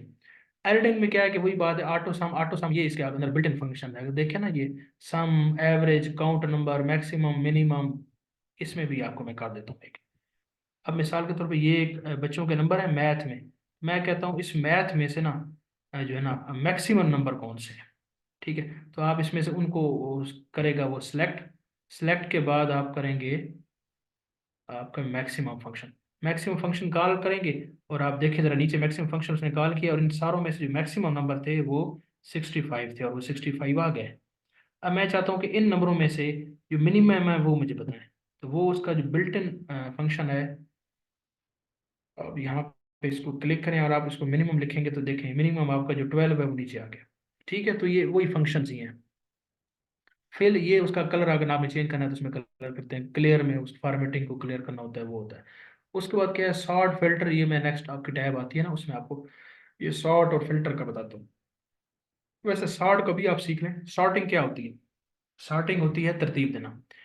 सॉर्ट दो किस्म की आप कर सकते हैं। सॉर्ट में ये होता है कि आप लोएस्ट टू हाईएस्ट सॉर्ट करते हैं या हाईएस्ट लोएस्ट करते हैं, जिसको आप तरतीब नजूली या तरतीब सऊदी कहते हैं।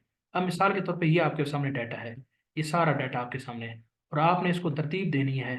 ठीक है, हाईएस्ट टू लोएस्ट आप वो दे सकते हैं बाय यूजिंग दिस टूल, वो सॉर्टिंग के जरिए। कैसे देंगे?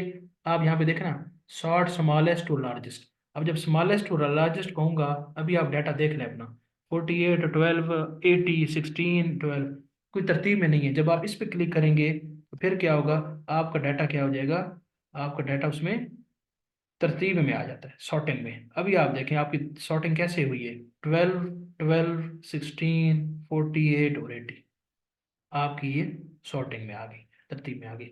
इसी तरह आप सॉर्टिंग में जो आप देखेंगे लोएस्ट टू हाईएस्ट बनाते हैं और हाईएस्ट टू लोएस्ट भी आप बना सकते हैं। ये फिल्टर की एक टेक्निक है, ये ज़रा आप आगे चल के मैं आपको बताता हूँ। तो हमने होम टैब के अंदर editing, cells, styles, number, alignment, font और क्लिपबोर्ड पढ़ ली है बड़ी डिटेल से।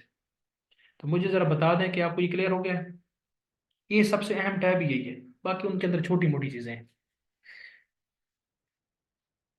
हाँ जी, बताइएगा ज़रा।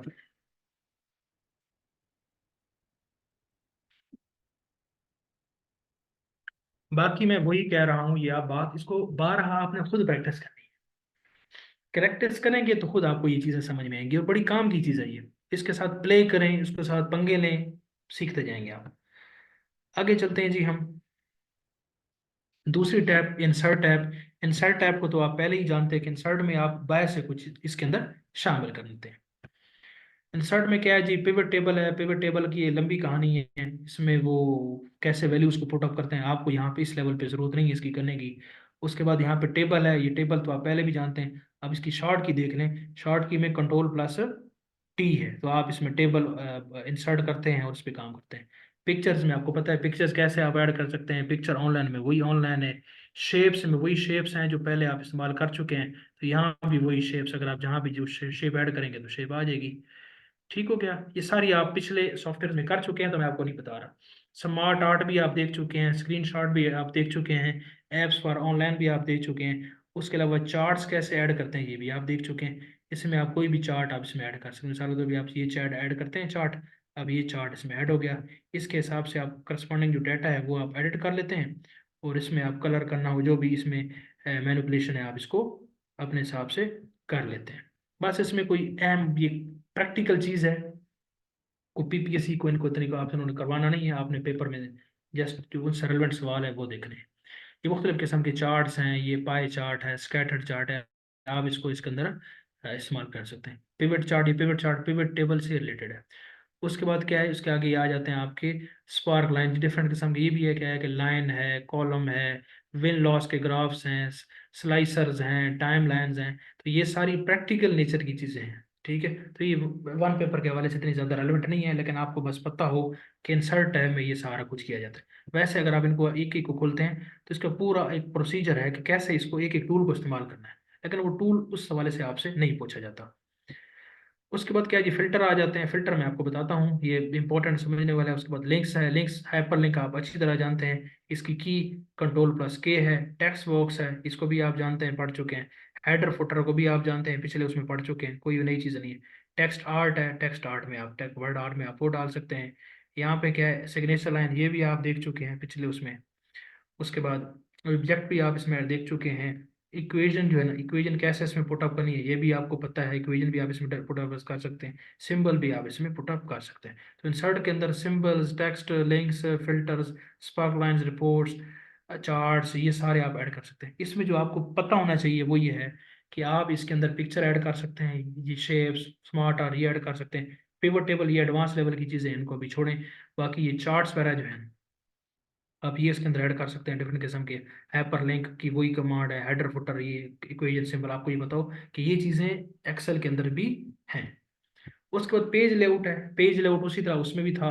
इसमें जो थीम्स हैं ये भी आप पिछले उसमें देख चुके हैं कि कौन सी थीम इस्तेमाल करेंगे। उसके बाद ये कलर्स हैं, उसके बाद ये फॉन्ट कौन सा रखना है, इफेक्ट्स क्या रखने हैं, ये पहले आप देख चुके हैं। मार्जिन भी आप देख चुके हैं, नॉर्मल मार्जिन है, वाइड मार्जिन है, नैरो मार्जिन है। मार्जिन में बता चुका हूँ कि जो टॉप पे और लेफ्ट पे जो आपने छोड़नी होती है इस पे उसको मार्जिन कहते हैं, ठीक है। इसमें 3 किस्म का मार्जिन है, नॉर्मल है, वाइड है, नैरो है। ओरिएंटेशन है, ओरिएंटेशन पोर्ट्रेट, लैंडस्केप, या पहले आपको जानते हैं, ये वर्ड के अंदर भी हमने देखी थी, ठीक है। उसके बाद पेज का साइज है, आप इसको चेंज कर सकते हैं, लेटर रखना है, कौन सा लीगल रखना है, A3 A4 है वो सारी। उसके बाद प्रिंट एरिया, आपने प्रिंट करना है तो प्रिंट भी आप इसमें से कर सकते हैं। पेज ब्रेक्स ये भी आप वहाँ देख चुके हैं। यहाँ पे बैकग्राउंड है, बैकग्राउंड में आपको बैकग्राउंड पे कोई चीज़ पिक्चर इसकी इसके अंदर आपने ऐड करनी है तो वो भी आप ऐड कर सकते हैं। यहाँ से कोई पिक्चर आप उठाएंगे, उसको कॉपी करेंगे, वहां से पिक करके इसकी इसके बैकग्राउंड में वो तस्वीर लग जाएगी। उसके बाद क्या है, scale to fit. Scale to fit में क्या है कि इसकी विड्थ अगर आपने एडजस्ट करनी है तो विड्थ को भी आप एडजस्ट कर सकते हैं, ठीक है। उसके बाद आप यहाँ पे हाइट है, इसको हाइट को भी आप यहाँ से मैनेज कर सकते हैं, ठीक है। कोई इसकी वो ये सारी प्रैक्टिकल चीज़ें बस आपको आइडिया हो, और ये सारी बातें आप वहाँ भी देख चुके हैं। उसके बाद ये ग्रिड है, ग्रिड अगर आप ग्रिड को रिमूव कर देंगे तो चला जाएगा, नहीं तो सामने आ जाएगा। उसके बाद प्रिंट करेंगे तो प्रिंट का ऑप्शन यहाँ पे आ जाता है, वैसे नहीं आता। हेडिंग्स में उसके हेडिंग्स आपकी तो ये हो गई। उसके बाद bring forward, send, selection, align, ये सारी प्रैक्टिकल नेचर की चीज़ें अरेंजिंग की, तो इसका आपके वन पेपर के हवाले से इतना ज़्यादा रोल नहीं है। तो अरेंज ऑप्शन देख लिया आपने, सीड ऑप्शन देख लिया, स्केल टू फिट देख लिया, पेज सेटअप देख लिया, थीम। मोस्टली चीज़ें वही हैं, कुछ नई हैं, कुछ आपको करने की ज़रूरत है, कुछ एडवांस हैं, वो करने की कोई ज़रूरत आपको नहीं है। अगली जो की है वो फार्मूलाज हैं। फार्मूलाज मैं आपको बता चुका हूँ कि जो फार्मूलाज आप इसके अंदर खुद आप करना बनाते हैं। तो इंसर्ट फंक्शन, अब ये फंक्शन बहुत सारे इसके अंदर आप देखें, सम के ये सारे फंक्शंस हैं। उसके अलावा कुछ रिसेंटली यूज़ के, sum, average, if, hyperlink, count, max, sine, PMT, ये सारे फंक्शन इस्तेमाल होते हैं। फिनेंशियल हवाले से इसमें काफ़ी सारे ये फंक्शंस हैं, ये बहुत सारे नाम लिखे हुए हैं। लॉजिकल हवाले से आपके फंक्शंस हैं, एंड, फॉल्स, इफ, नॉट, और, ट्रू, एक्सॉर, ये आपने गेट्स अगर फिजिक्स में पढ़े हैं तो ये वो वाले फंक्शंस हैं। टेक्स्ट के फंक्शंस हैं बहुत सारे, ठीक है। उसके बाद डेट एंड टाइम के हैं, लुकअप के हैं, मैथ के हैं, ट्रिग्नोमेट्री के हैं, ये सारी मैथ के जितने भी फंक्शन है यहाँ से, और कुछ फंक्शंस भी हैं। तो आप डिफरेंट किस्म के यहाँ पे इंजीनियरिंग के फंक्शन भी हैं, तो ये सारे फंक्शन आप पुट कर, आपने कोई फंक्शन ही परफॉर्म करने ना, आपसे कभी पेपर में उन्होंने पूछना है, आपको बस पता हो कि फार्मूलाज और ऐसे फंक्शन आप एक्सेल के अंदर काम करते हैं। बाकी इसके अंदर मैं आपको बताया हो कि लोग करोड़ों रुपए की जॉब्स कर रहे हैं, इतनी ये वास्ट इसका कंसेप्ट, इतनी ज़्यादा चीज़ें। उसके बाद डिफाइंड नेम्स, ये क्या है, ये भी इसी से रेलिवेंट ही है, और ये भी प्रैक्टिकल नेचर की चीज़ें हैं। फार्मूला ऑडिटिंग, ये भी वो सारी वही चीज़ें हैं कि आपने कैसे वो फार्मूला को ऑडिट के हवाले से, ये अकाउंटेंट्स वाले यूज़ करते हैं, तो उसके अंदर डिफरेंट किस्म के फीचर्स हैं। तो ये अकाउंट्स का कोई पेपर होगा तो वहाँ पर रेलिवेंट है। वन पेपर के हवाले से आपको इसको देखने की जरूरत नहीं। वॉच विंडो, ये भी वही है। कैलकुलेटर ऑप्शन है, कैलकुलेटर नो है, कैलकुलेटर शीट है, ये भी उसी से रेलिवेंट है। पीपीसी वालों को वन पेपर के हवाले से इससे कोई कंसर्न नहीं है। कैलकुलेशंस है, फार्मूला एडिटिंग हो गई, डिफाइंड नेम्स हो गया, फंक्शन लाइब्रेरी होगी। वन पेपर के हवाले से दोबारा बता रहा हूँ, तो पहले भी बताया है कि जो एक्सेल है इसको बुनियादी तारफ ही वो पूछते हैं आपसे, एडवांस नहीं पूछते, और पूछना बनता भी नहीं है। अब इसके अंदर एक एक फंक्शन के अंदर कितनी कितनी लॉजिक्स है, क्या कुछ है, तो क्या वो आपसे पूछेंगे? कभी नहीं पूछेंगे। उसके बाद डाटा है, डाटा में आप देखेंगे, आप डाटा जो पिक करते हैं मुख्तलिफ किस्म का, मिसाल के तौर पर ये मैंने डाटा तो मैंने खुद पिक किया ना, आप इसे डाटा को किसी और जगह से पिक कर सकते हैं। एक्सेस एक सॉफ्टवेयर होता है, वहां से पिक कर सकते हैं, वेबसाइट से उठा सकते हैं, किसी भी टेक्स्ट से उठा सकते हैं, डिफरेंट सोर्स से उठा सकते हैं, कनेक्शंस हैं उनसे उठा सकते हैं यहाँ से डाटा। कोई इसमें इंपॉर्टेंट नहीं है। ये सॉर्ट का एक फीचर है, ये मैं आपको बता चुका हूँ कि सॉर्टिंग क्या है आपकी, दो किस्म की होती है, ये मैं दोबारा बता देता हूँ। फिल्टर की ये टू है, सॉर्ट और फिल्टर, ये भी आपको बताता हूँ, ये है मैं। उसके बाद टेक्स्ट टू कॉलम्स है, ये कैसे जो आपका टेक्स्ट है वो कॉलम्स में चेंज होता है। ये डेप्ली का, ये सारी जो चीज़ें हैं, व्हाट एफ एनालिसिस, ये लॉजिक्स, प्रोग्राम्स, एडवांस लेवल की चीज़ें हैं, आपको इसको करने की कोई ज़रूरत नहीं है। Outline, data tool, sort and filter, connections, ये सारे इसमें आ जाते हैं। उसके बाद रिव्यू है, रिव्यू में क्या, रिव्यू जिस जिस तरह उनमें था इसमें भी वैसे ही है। स्पेलिंग है, स्पेलिंग के लिए शॉर्ट की F7 है। रिसर्च है, रिसर्च के लिए शॉर्ट की देख लें, ऑल्ट प्लस क्लिक है। थिसारस टूल सिनोनिम एंटोनिम के लिए होता है। उसके बाद ट्रांसलेट का फीचर है, न्यू कमेंट्स हैं, ये सारे प्रोटेक्ट शीट है जो आप पहले प्रोटेक्ट करते थे, यानी कि इसके आप कोई पासवर्ड लगाना हो, कोई टेक्स्ट को महफूज रखना हो तो आप कर सकते हैं। स्टार्ट थिंकिंग ये भी आप देख चुके हैं। अगली टैब इसमें व्यू है। व्यू में इसके व्यूज हैं, कितने व्यूज हैं जी आप देख लें। कस्टम व्यूज हैं, पेज लेआउट व्यू है, पेज ब्रेक व्यू है और नॉर्मल व्यू है। तो 4 किस्म के व्यूज हैं, इनके नाम आपको पता होने चाहिए। उसके बाद ये ग्रिड लाइंस आप शो करेंगे तो होंगी, नहीं करेंगे तो नहीं होंगी। फार्मूला बार, हाँ फार्मूला बार आपको बता देता हूँ। इसमें जो आपका ये आप इस देखें ना, जिस उस पे आप आते हैं ना, तो ये इसका ये यहाँ पे आप देखें ना, ये नेम बॉक्स है। तो नेम बॉक्स में क्या आता है, सेल का एड्रेस आता है। और देखें ना, मैं यहाँ जाता हूँ तो ये सेल का एड्रेस नेम बॉक्स में आता है। और ये होता है आपका फार्मूला बार। यहाँ पे जो आपने फार्मूला अप्लाई किया होता है ना, वो यहाँ पे आता है। मिसाल के तौर पर मैंने यहाँ पे फार्मूला अप्लाई किया है, कोई भी फार्मूला मैं कहता हूँ कि ये प्लस शी, ये मैंने एक फार्मूला यहाँ पे डिजाइन किया है। तो जब मैं इस डब्बे पे आऊंगा ना, तो फार्मूला बार में वो मुझे बताएगा कि ये है तो 96, लेकिन असल में ये एक फार्मूला है जो कि H5+E5 है। तो फार्मूला बार में ये शो होता है। ठीक है, तो आपको ये भी अक्सर पेपर में पूछा था कि फार्मूला फार्मूला कहाँ शो होता है, तो फार्मूला बार में। सेल का एड्रेस किधर होता है, नेम बॉक्स में। उसके बाद क्या है जी, अब यहाँ से इंसर्ट आप फंक्शन फंक्शन आप पुट कर सकते हैं, वैसे भी देख चुके हैं, तो ये कोई ऐसी चीज़ नहीं है। फिर जूम है, जूम इन जूम आउट कर सकते हैं। उसके बाद अरेंज फाइल फ्रीज, ये स्विच विंडोज, नई चीज़ें एडवांस चीज़ें छोड़े इनको। मैक्रोज बता चुका हूँ, सेम वही है। अपनी मर्जी का कोई फीचर लेके आना चाहते हैं तो आप मैक्रोज में ये काम कर सकते हैं। तो व्यू व्यू में क्या है, मैक्रोज है, विंडोज है, जूम है, शो है, और ये जो है ना क्या है ये, इसके मुख्तलिफ किस्म के व्यूज़ हैं। अब आपको ये पता ये होना चाहिए कि जो व्यूज़ हैं ये किसके अंदर आते हैं, तो ये आपके व्यू टैब के अंदर आते हैं। जूम किसके अंदर आता है, इसके अंदर आता है। मैक्रोस किस टैब के अंदर आता है, व्यू के अंदर आता है। रिव्यू के अंदर स्पेलिंग, रिसर्च, थिसारस टूल, ये किसके अंदर आते हैं, ये रिव्यू में आते हैं। प्रोटेक्ट किसके अंदर आता है, रिव्यू के अंदर आता है। बाकी छोड़ें सारी चीज़ों को। डाटा में क्या है जी, इसमें आपको ये जो फिल्टर और सॉर्ट है ये किसके अंदर आता है, ये आपका डाटा के अंदर आता है। बाकी छोड़ें इसमें से। फार्मूलाज जो डिफरेंट किस्म के जितने भी आप ऐड करते हैं ये किस टैब के अंदर होते हैं, तो ये आपके फार्मूला टैब्स में आते हैं। पेज लेआउट में थीम है, पेज ओरिएंटेशन, मार्जिन, ये सारी जो चीज़ें हैं ये किसके अंदर आती हैं, ये पेज लेआउट में आती हैं। इंसर्ट में ये जो पिक्चर ऐड करनी होती है, उसके अलावा ये ग्राफ्स ऐड करने होते हैं, ये सारे जितने कि ये किस में आते हैं, ये आपके इंसर्ट में आते हैं। होम में क्या आता है, होम तो आप जानते ही हैं। ठीक हो गया। अब एक दो जो फंक्शन है सॉर्टिंग का और फिल्टर का, ये दो अक्सर ये भी किसी न किसी पेपर में पूछे हुए हैं, ये मैं आपको बता देता हूँ। ये भी है एडवांस, लेकिन ये पेपर में पूछे हुए हैं। तो मुझे ज़रा ये बता दें, यहाँ तक आपको क्लियर हो गया है। एक दो फंक्शन रह गया है बस। इसको आपने ना हेलीकॉप्टर व्यू से कवर करना है, इसके अंदर जाके नहीं घुसना आपने। हाँ जी बताइएगा। और ये जो मैं आपको चीज़ें छुड़वा रहा हूँ ना, ये ऐसे नहीं छुड़वा रहा। ये मुझे पता है कि एग्जामिनर का क्या इसमें है। और अगर आपको मे भी किसी को यकीन ना आ रहा हो कि सर हमें ये चीज़ें छुड़वा रहे हैं, तो आप पास पेपर की बुक उठाएं, इम्तियाज साहब की, और वहाँ एक्सेल के जो सवाल आते हैं वो पढ़ें। तो इन लेक्चर से अलावा अगर कोई सवाल है तो फिर मुझे बताएं।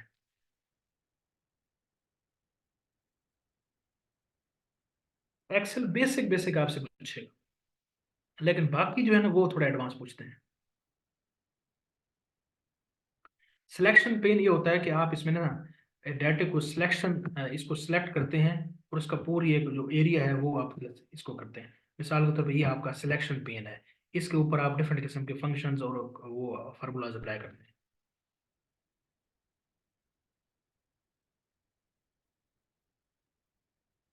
ठीक हो गया जी। अभी मैं आपको बताता हूँ, आपको बता रहा था फिल्टर, वो थोड़ा देख लेते हैं। वो टूल ये है सॉर्टिंग का। मिसाल के तौर पर ये हमारे पास डाटा लिखा हुआ है, इसकी सॉर्टिंग तो आपको पता चल गई ना। मैं यहाँ पे अलग से लिखता हूँ, मेरे पास एक डाटा है, लिखता हूँ मैं 12 है, 32 है, 59 है, 58 है, 61 है, 92 है, ये मेरे पास डाटा है। आप इस डाटा को सॉर्टिंग यानी कि तरतीब में लेके आना है, तो आपके लिए ये जो टूल है वो आप इस्तेमाल कर सकते हैं। कौन सा टूल है जी, आप उसमें जाएं, ये जो सॉर्ट का टूल है, ठीक है, सॉर्ट और फिल्टर ये दोनों है, ये आपको पता होने चाहिए। अब इसमें सॉर्ट का तो मैं बता चुका हूँ आपको, पहले लार्जेस्ट टू स्मॉलेस्ट करेंगे, जब इस पर आप क्लिक करेंगे ना, तो ये डाटा आपका ऑटोमेटिकली आपका शॉर्ट होके आपको मिलेगा। अभी आपने स्मॉलेस्ट टू लार्जेस्ट किया तो आपके ये सामने आ गया। अगर आप इसको लार्जेस्ट स्मॉलेस्ट में करेंगे तो फिर वो चेंज हो जाएगा, फिर लार्जेस्ट स्मॉलेस्ट में चला गया। तो ये तो आपको सॉर्टिंग का पता चल गया। सॉर्टिंग दो किस्म की है, स्मॉलेस्ट लार्जेस्ट ना, देखें ना, smallest largest A to Z। और आपके नजर नजर भी आ रहा है। और largest to smallest Z to A, ये तो पता चल गया। अब एक और चीज होती है फिल्टर करना, वो थोड़ा ट्रिकी चीज है, वो जरा मैं आपको बताता हूँ। वो अगर आपने सीख लिया ना, वो बहुत, वो भी पेपर में कम ही पूछा जाता है, लेकिन ये है कि आपको पता हो, उसका आइडिया होना चाहिए। वो इस तरह होता है कि आमतौर पे ना, जिस तरह मैं रिजल्ट कार्ड की दोबारा एग्जांपल लेता हूँ। एक बच्चे का नाम अहमद है, एक का नाम अली है, एक का नाम जो है फरमान है, ठीक है। एक की बच्चे की जो परसेंटेज है वो मिसाल के तौर पे 20% है, एक की 40%, 45% है, एक की 60% है। एक बच्चा और लेते हैं, एक बच्चे का नाम जरा लीना है, किसी बच्ची का नाम, उसका 75% ऐसा। अब फिल्टर क्या होता है, फिल्टर में आप चीज़ों को ना फिल्टर आउट कैसे करते हैं, मिसाल के तौर पे आप इसमें क्या होता है, आप अप्लाई करते हैं फिल्टर को। अब यहाँ पे आप जाते हैं और आप जाते हैं फिल्टर कमांड पे, और वो कहता है कि आप फिल्टर अप्लाई करें। तो अब आपने यहाँ पे फिल्टर अप्लाई कर दिया इन दोनों पे। अब फिल्टर के अंदर जाके आप इसको सिलेक्ट करते हैं। अभी आप देखें फिल्टर में आपको क्या नजर आ रहा है, आपको तमाम ये नजर आ रहे हैं। अब आप चाहते हैं कि आप इसमें जो आपके पास डाटा है, इसमें से आप जिनके नंबर 75 है ना, वो फिल्टर आउट कर लें, बाकी को छोड़ें। तो 75 जब आप फिल्टर आउट करेंगे ना, जब इसको ओके करेंगे, तो अगर आप देखें तो आपके सामने सिर्फ 75 वाला डाटा रह गया, और बाकी सारे उड़ गए। इसकी एप्लीकेशन क्या हो सकती है? एप्लीकेशन ये हो सकती है कि आपके एक स्कूल में, कॉलेज में एक डाटा है, और वहाँ पे बच्चों के नाम लिखे हुए हैं, यहाँ पे उनका मोबाइल नंबर है, यहाँ पे वो ये है, वो डिफरेंट पर्टिकुलर्स है। यहाँ पे लिखा हुआ है किस एरिया से आते हैं, मोटे मोटे एरियाज के नाम लिखे हुए। आपने कोई एक डाटा अप्लाई करना है और आपको देखना है कि इस एरिया से कितने बच्चे आते हैं, तो आप फिल्टर में उसी एरिया का फिल्टर लगाएंगे, बाकी सारे बच्चे गायब हो जाएंगे, उसी एरिया के आपके सामने आ जाएंगे। आपको सर्च से भी कर सकते हैं और फिल्टर में से ही आप इसको कर सकते हैं। तो ये एक टूल है जो कि डाटा को निकालने के लिए इस्तेमाल किया जाता है। आप इसमें इसको एडिट भी कर सकते हैं। आप कहेंगे 75 नहीं, मुझे 45 चाहिए, तो 45 आप कर दें, तो फिर 45 वाले रह जाएंगे, बाकी सारे उठ जाएंगे। तो ये इसका छोटा सा टूल है जो कि फिल्टर का है। सॉर्टिंग आपको समझ में आ गई है। तो that is it for MS Excel। किसी का कोई सवाल है तो वो मुझे बता दें।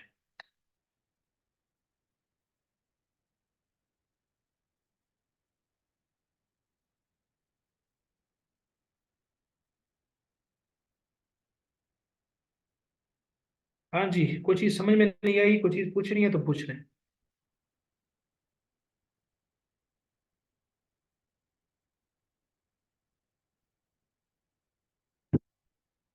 इसको बस थोड़ा सा बेसिक हवाले से देखना है आपने, इतना ज़्यादा इन डेप्थ नहीं देखना। फार्मूला नीचे कॉलम में कैसे पेस्ट करते हैं, ये जरा वॉइस में बताया ना, समझ नहीं आ रही बात की। सर जैसे जैसे आपने एक कस्टम फार्मूला बनाया है, और अब पहले जो जी जी। स्टूडेंट होगा ना, उस पे तो हम परसेंटेज बना के लिख देंगे। तो उसको कॉपी करके नीचे कैसे लेके आएंगे, ताकि जो नीचे स्टूडेंट्स पढ़े हैं उन पे सब पे अप्लाई हो जाएगा। अच्छा, देखें देखें देखें, मिसाल के तौर पे मैं आपके सामने एक फार्मूला लगाता हूँ। अभी ज़रा नोट करना है आपने इस चीज़ को। मैं ये सम का एक बनाया फार्मूला, मैं कहता हूँ सम ना मेरे पास, ये इस कॉलम में और इस कॉलम में जो डाटा है ना वो सम हो, और ये फार्मूला मैंने ओके कर दिया। इस फार्मूले को आपने क्या करना है, इसके साथ बिल्कुल राइट साइड पे आना, और आके आपके सामने एक प्लस का बटन आएगा। इस प्लस पे आपने अपने माउस का लेफ्ट क्लिक करना है, और उसको ऐसे नीचे घसीटना है, जहां तक लेके जाते हैं ले जाएंगे। तो आपके सामने जहां भी है ना, वो उसका फार्मूला कॉपी पेस्ट हो जाएगा। क्लियर हो गया आपको? जी सर। सर मैं यही कंफ्यूज था कि साथ में कोई बटन वगैरह पे प्रेस करना होता है या जस्ट क्लिक करना होता है। नहीं नहीं, कोई नहीं, आप अब इसके क्लियर हो देखना, गया। आप इसके कोने में आएंगे तो ये प्लस का बटन आएगा, और फिर आप इसको जिधर फैला दें, आप इधर ले जाएं, जो मर्जी आप ले सकते हैं। ओके सर, ठीक। ठीक थैंक हो गया। यू जी सर। और जी किसी का कोई सवाल है तो पूछे।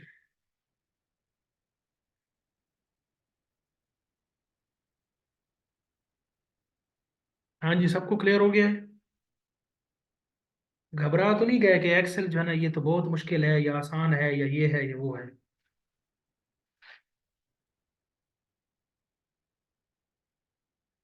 हाँ जी, क्या कहते हैं?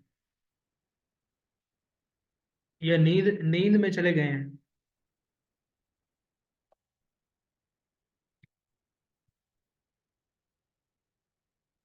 एक्सेल को आपने बहुत ज्यादा इंडेप्थ नहीं करना, जितना आपको बताया आप इतना करें बस।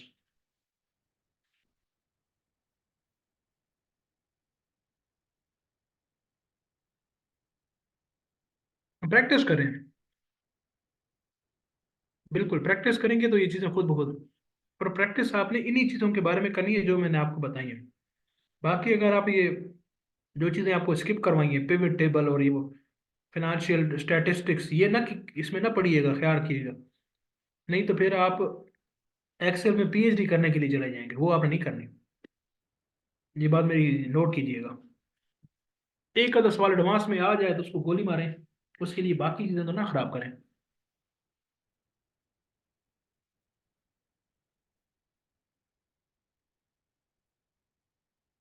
ठीक हो गया? सबको क्लियर हो गया? हाँ जी, इन्हीं को आपने प्रैक्टिस करनी है। सबको क्लियर हो गया? किसी का कोई सवाल है तो बताएं, हम आगे चलते हैं फिर। एक छोटा सा टॉपिक है वो हम कवर करते हैं, और कंप्यूटर को हाँ जहाँ हम बाय बाय टाटा करेंगे।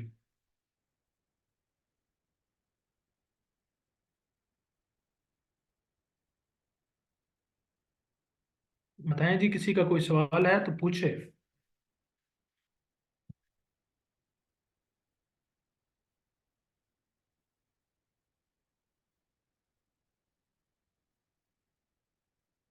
इन पेज पे करेंगे कि क्या मतलब है?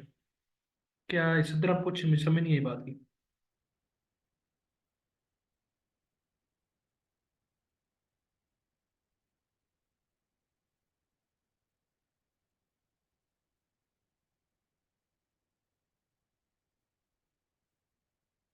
नहीं, इन पेज क्या मतलब? इन पेज कुछ सॉफ्टवेयर का नाम है, क्या चीज़ है?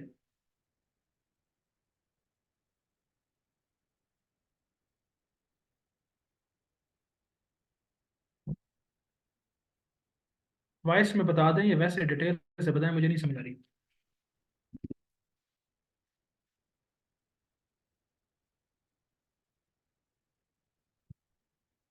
चलें फिर एंड पे। नहीं नहीं नहीं, उसको छोड़ें, ऐसे तो बहुत सारे सॉफ्टवेयर हैं। ऐसे तो टाइप राइटर है, पता नहीं कितने किस्म के सॉफ्टवेयर हैं। आपने यही करने हैं जो आपको बताएं। बाकी अगर आपको वैसे है कोई सीखने का तो आप कर सकते हैं, नहीं तो ऐसा जरूरी नहीं है। वन पेपर के हवाले से, पीपीएससी एफपीएससी के हवाले से जरूरी नहीं है। ये जितना मैंने आपको कराया, अगर आप इसको अच्छी तरीके से रिवाइज कर लें, प्रैक्टिस कर लें, इसकी कमांड्स होंगी वो आपको मैं नोट शेयर करूंगा, वो तो आपने याद करनी होगी। तो ये कर लें, आपके मोर देन 80% आप क्वेश्चंस कर लेंगे। 100% फिर भी नहीं कर सकेंगे, फिर 100% सवाल तो मैं भी नहीं कर सकता कंप्यूटर के या किसी के भी। तो वो जीके है, जीके की वसत का तो कोई अंदाजा नहीं है ना। किसी से भी सवाल किसी जगह से भी उठा लेता है, तो कोई आप उसको दो। ये तो आप एक्सेल का वो बाबा भी ले आना, वो भी पीपीएससी वाले माशाल्लाह कभी कभी ऐसे सवाल देते हैं, वो उसमें से वो नहीं कर सकता। तो इससे आप परेशान हो। आपने एक मैक्सिमम कोशिश करनी होती है कि आप हर सब्जेक्ट को एक ऑप्टिमम वे से 70-80% करें। जब आप हर सब्जेक्ट को 70-80% करते हैं ना, तो आप फिर पूरे पंजाब में पहले 20-30 लोगों में होते हैं। सिंपल सी बात है। ठीक हो गया? बाकी अगर आप कहें कि मैं एक ही इची बिची कर दूं, और तो फिर वो मैनेज नहीं होगा। फिर आप एक कर लेंगे सब्जेक्ट, ये नहीं है कि नहीं कर लेंगे। और उसमें भी एक तो आप उसमें भी गलतियां करके आ जाएंगे, पेपर में ऐसे सवाल आ जाते हैं। और दूसरे नंबर पे दूसरे सब्जेक्ट मैनेज नहीं होंगे। मैंने बड़े देखे हैं ऐसे कैंडिडेट्स, बड़े काबिल हैं। वजह क्या है? एक सब्जेक्ट को इतना ज़्यादा पढ़ लिया, बाकी को छोड़ दिया। तो ऐसे नहीं होगा। जो मैंने बताया वो कर लें, बहुत है बस। अच्छा जी, एक और हम कर लेते हैं जी। छोटा सा एक टॉपिक है, वो हमारा लास्ट टॉपिक है आज। आप ज़रा मुझे बता दें कि आपको स्क्रीन शो हो रही है? क्या चीज़ आपको स्क्रीन पे क्या चीज़ शो हो रही है?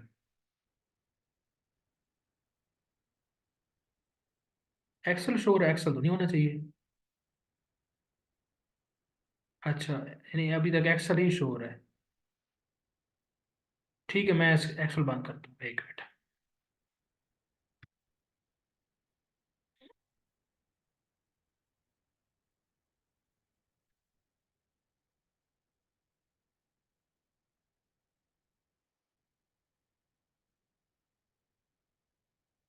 आप बताइए जी, अब आपको क्या शो हो रहा है? ठीक हो गया। अब जी हमने ये नेक्स्ट हमारा टॉपिक पढ़ना है, दैट इज जीमेल। ठीक है। ये एक टॉपिक है जिसको हम कहते हैं ईमेल। ईमेल का मतलब ये होता है इलेक्ट्रॉनिक मेल। पहले ज़माने में लोग एक दूसरे को खत लिखा करते थे, खतों किताबत होती थी। तो वो चीज़ फिर ले ली ईमेल ने, कि अब आप मेल नहीं करते, अब आप इलेक्ट्रॉनिक मेल करते हैं। ठीक है। आप इलेक्ट्रॉनिकली एक दूसरे को मैसेजेस भेजते हैं, पैगाम भेजते हैं। तो ये एक ईमेल एक मेथड है, इसके ज़रिए हम सारा कुछ करते हैं। तो आप ईमेल में आ जाते हैं, आपको ईमेल के बारे में क्या पता होना चाहिए? तो सबसे पहले तो आपको ये पता होना चाहिए कि जब आप ईमेल होती है आपकी, तो उसमें ईमेल आपको ये नज़र आ रही होगी। तो आपकी ईमेल एड्रेस के अंदर दो पार्ट होते हैं।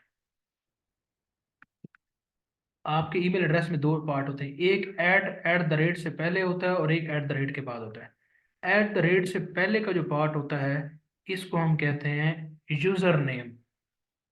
इसको हम कहते हैं यूज़र नेम। फिर एट द रेट का साइन होता है, और एट द रेट साइन के बाद जो है ना, जो जो कुछ लिखा होता है, हम उसको कहते हैं domain name. Domain name.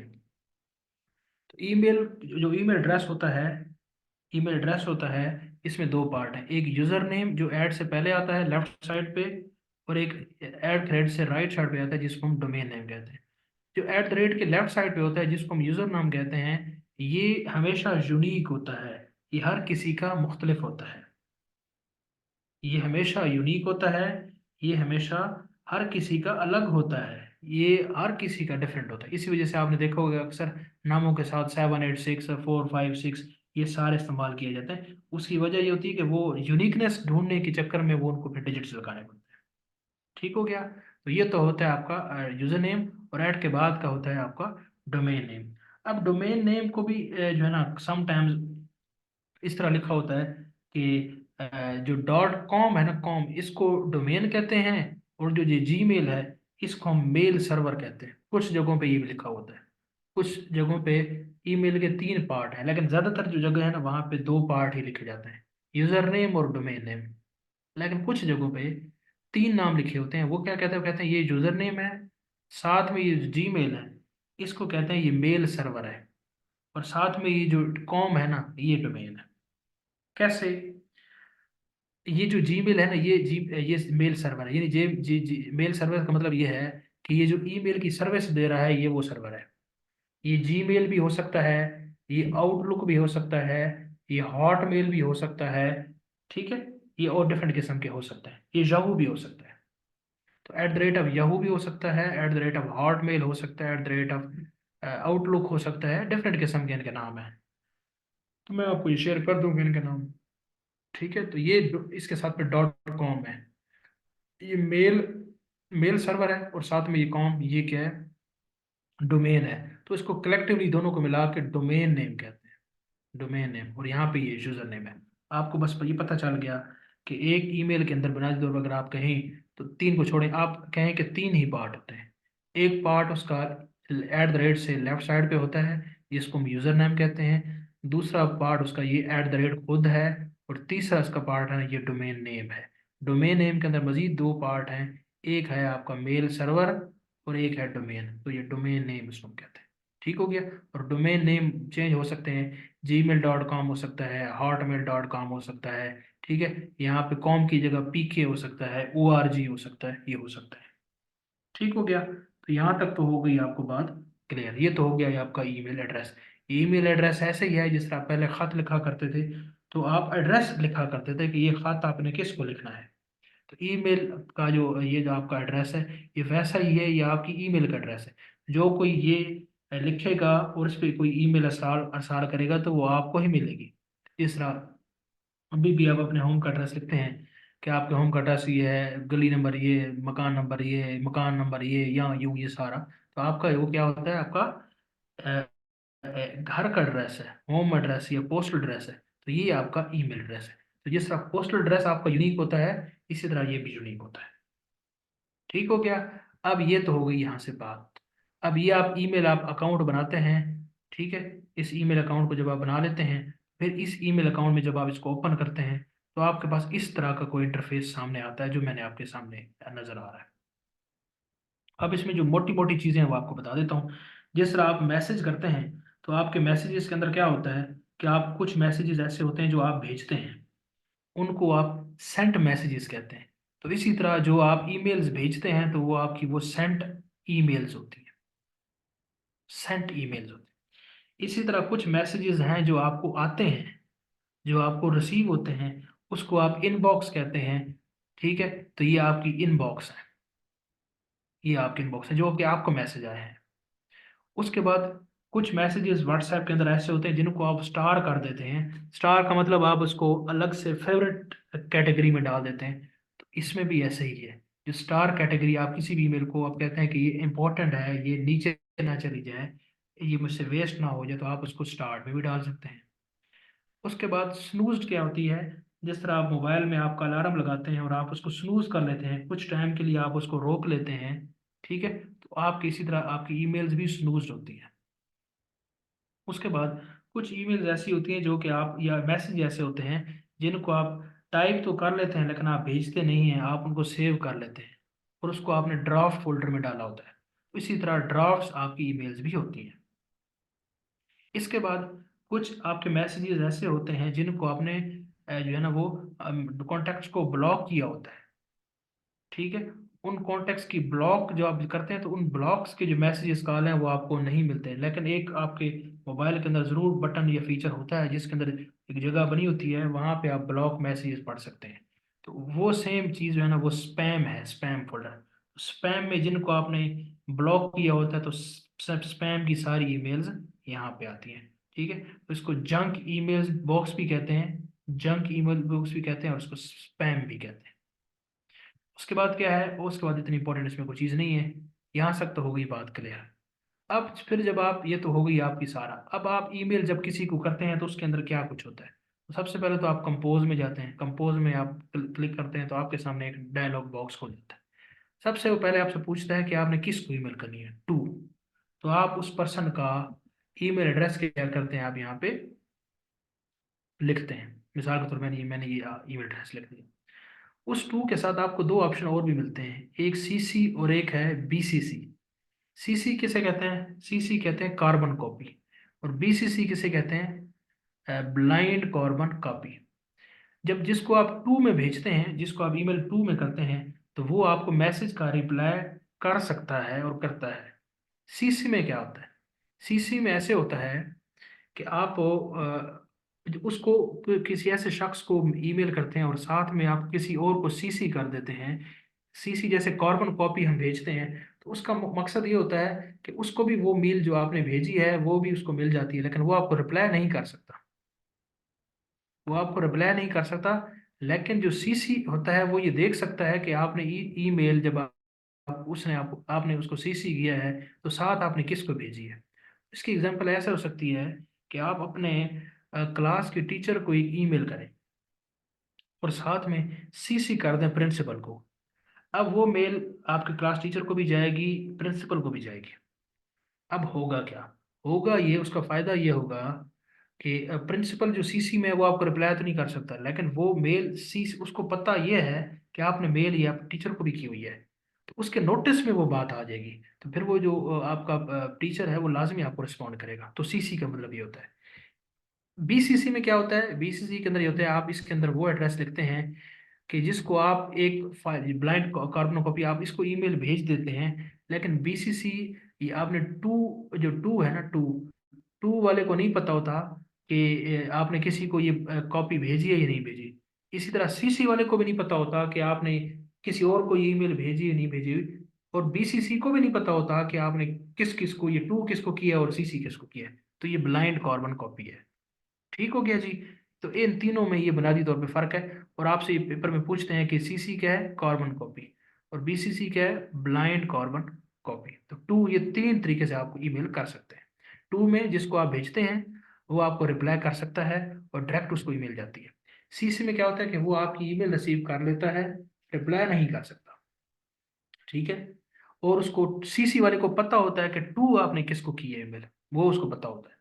BCC को क्या होता है, बीसीसी को जब आप ईमेल करते हैं इसको नहीं पता कि सीसी किसको आपने की है, टू किसने की है, ना ही आपको ये जवाब दे सकता है।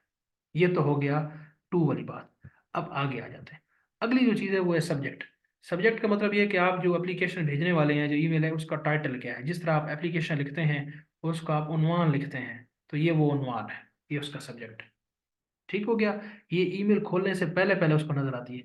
मिसाल के तौर पे अगर आप मैं ईमेल मेरे सामने लिखी हुई है कि board duty pro forma, board duty pro forma, ये मुझे नजर आ रहा है। इसके अंदर क्या कुछ है मुझे नहीं पता, लेकिन ये सामने ये नजर आ रहा है, तो ये उसका टाइटल है। अब मैं इसके अंदर जाके क्लिक करूंगा तो मुझे ये मिलेगा कि ये बोर्ड ड्यूटी परफॉर्मा में कुछ है, ये मुझे बाद में जाके पता चलेगा। तो ये सब्जेक्ट होता है। उसके बाद ये तीसरे नंबर पे जो बॉक्स है ये है बॉडी। इसमें आप कुछ भी टाइप करते हैं। यहाँ पे आप इसको बोल्ड कर सकते हैं, टेक्स्ट को इटैलिक कर सकते हैं, अंडरलाइन कर सकते हैं, अलाइनमेंट कर सकते हैं, ये सारा कुछ आप कर सकते हैं। यहाँ पे एक और भी आप काम कर सकते हैं। काम ये कर सकते हैं कि इसके नीचे आप, एक मिनट मैं इसको जरा इधर ले जाऊँ। आप इसमें यहाँ से सिर्फ ईमेल नहीं कर सकते, यहाँ पे आप डॉक्यूमेंट भी अटैच कर सकते हैं। जिस तरह आप, मैं आपको शेयर करता हूँ व्हाट्सएप ग्रुप के अंदर, आपको टेक्स्ट भी भेजता हूँ और साथ में डॉक्यूमेंट भी भेजता हूँ। तो यहाँ से आप वो जो डॉक्यूमेंट है वो भी अटैच कर सकते हैं। जिस तरह आप मैनुअली जब किसी को एप्लीकेशन देते हैं और साथ में वो कहते हैं ना ये डॉक्यूमेंट भी आप अटैच करें या लफ करें, तो ये आप यहाँ पे लफ कर सकते हैं। ठीक है। यहाँ से आप अटैच फाइल करते हैं, आपकी वो फाइल में आपको ले जाता है और आप वहाँ से अपनी मर्जी की जो फाइल है वो उठा लेते हैं। इमेज उठा सकते हैं, कोई पीडीएफ डॉक्यूमेंट उठा सकते हैं, कोई ऑडियो वीडियो उठा सकते हैं, तो ये सारे उठा सकते हैं। फिर आप क्या करते हैं, ये सारा कुछ करके यहाँ पे क्या कर देंगे, सेंड कर देते हैं। सेंड की कमांड की क्या है, कंट्रोल प्लस एंटर, ये भी आपको बताओ। ठीक है। जब आप सेंड कर देते हैं तो उस पर्सन को जो ईमेल है वो चली जाती है। एक तो ये कि आप उसको फौरन सेंड करते हैं। दूसरा है शेड्यूल सेंड। शेड्यूल सेंड में ये होता है कि आप यहाँ पे शेड्यूल लिखते हैं कि ये उसको जो आपकी ईमेल है ये कब आप सेंड करें। मिसाल के तौर पे ऐसे होता है समटाइम कि आपको ईमेल एक करनी होती है और आप कहें कि ये मैं उसको कल बताऊंगा, कल ईमेल करूंगा, तो आप यहाँ पे शेड्यूल कर दें। आप उसकी यहाँ पे डेट और टाइम फिक्स कर दें कि आपने कब ईमेल करनी है, किस टाइम में करनी है। तो जो सा टाइम आप शेड्यूल कर देंगे तो उस टाइम में वो क्या होगी, आपकी ईमेल उसी वक्त में सेंड होगी।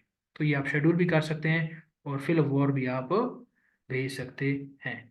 अब ये जो ईमेल है, मैं ये ईमेल अब आपके सामने जनरेट की और इसको भेज नहीं सका, तो ये मेरी ईमेल ड्राफ्ट के अंदर सेव हो गई। और ऐसा अगर आपने पुराने टच वाले मोबाइल, टच कह रहा हूँ कीपैड वाले मोबाइल इस्तेमाल किए हों, और उसके अंदर वैसा ही होता था कि जब आप एक मैसेज को अपने पास सेव रखते थे और आप इसको भेजते नहीं थे, तो उसको जब आप उसको कैंसिल करते थे ऑप्शन को, तो वो मैसेज आपके ड्राफ्ट में सेव हो जाता था ताकि उसको आप दोबारा इस्तेमाल कर सकें। ठीक हो गया जी।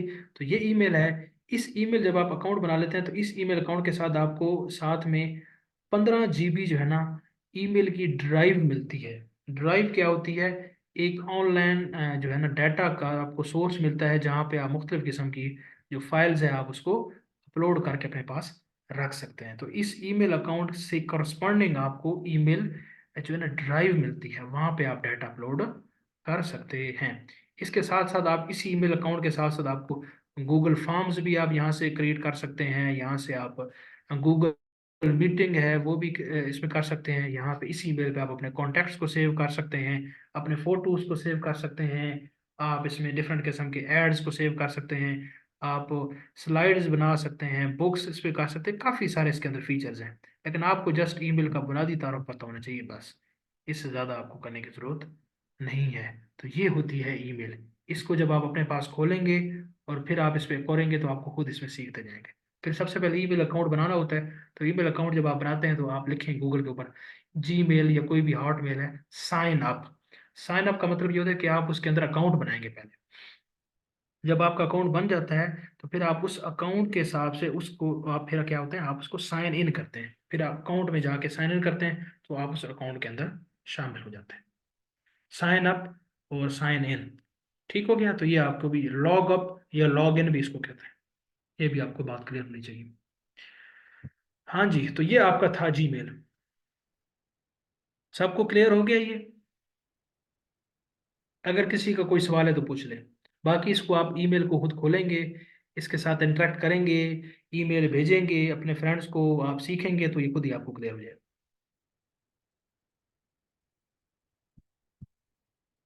हाँ जी, मुझे बताएं जरा, सबको ही क्लियर हो गया है? अच्छा, ये करना आता है, अच्छी बात है। ये वैसे बहुत ज़रूरी है, ये तो लाजमी आना चाहिए ना। ये तो ईमेल तो ऑफिशियली ईमेल ही इस्तेमाल होती है, आपको ईमेल करनी पड़ सकती है किसी हवाले से भी। ये तो हमारी एजुकेशन सिस्टम का समझे एक तरह का फ्लॉ है कि हमारे स्टूडेंट्स जो है ना वो एमए कर लेते हैं लेकिन उनको ईमेल का नहीं पता होता। ठीक है, हालांकि ये बड़ी ज़रूरी चीज़ है, ये तो मैट्रिक के बच्चों को भी आनी चाहिए। हाँ जी, सब मुझे बताएं, सबको क्लियर हो गया?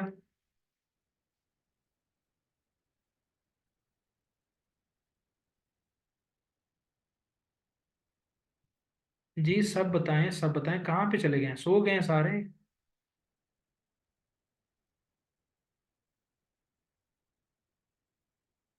सब बताएं, सबको क्लियर हो गया?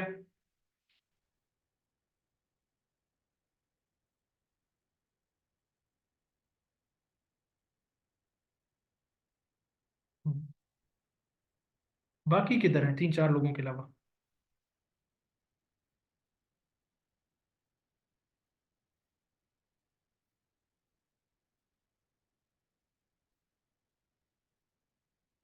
मुझे नहीं समझ आती, पता नहीं टाइप करने में कितनी को मुश्किल होती है जो आप इतना मुश्किल से टाइप करते हैं।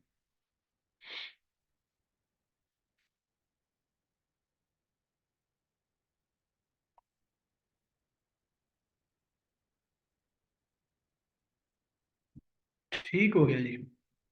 तो ये जो मोटे मोटे टॉपिक्स हमने कंप्यूटर के कर लिए हैं, तो आप सबको मुबारक हो कि कंप्यूटर का जितना भी सिलेबस था तकरीबन हमने जो करना था मोटी मोटी बातें वो हमने कवर कर ली है। अब यही स्ट्रक्चर होगा, इसी स्ट्रक्चर। क्या पता आपको जीमेल के जरिए बता रहे हो? हाँ जी, जीमेल के जरिए बता रहे हो। मेरी आईडी पता होगी तो बताएंगे ना।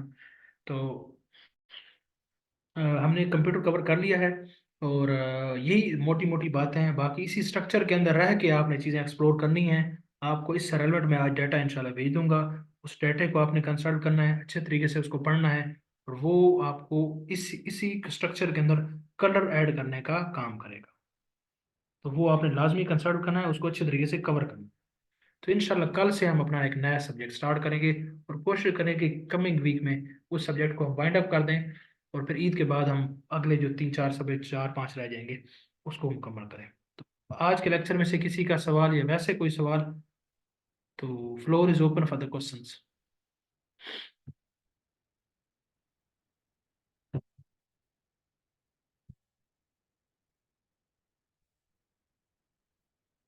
हाँ जी।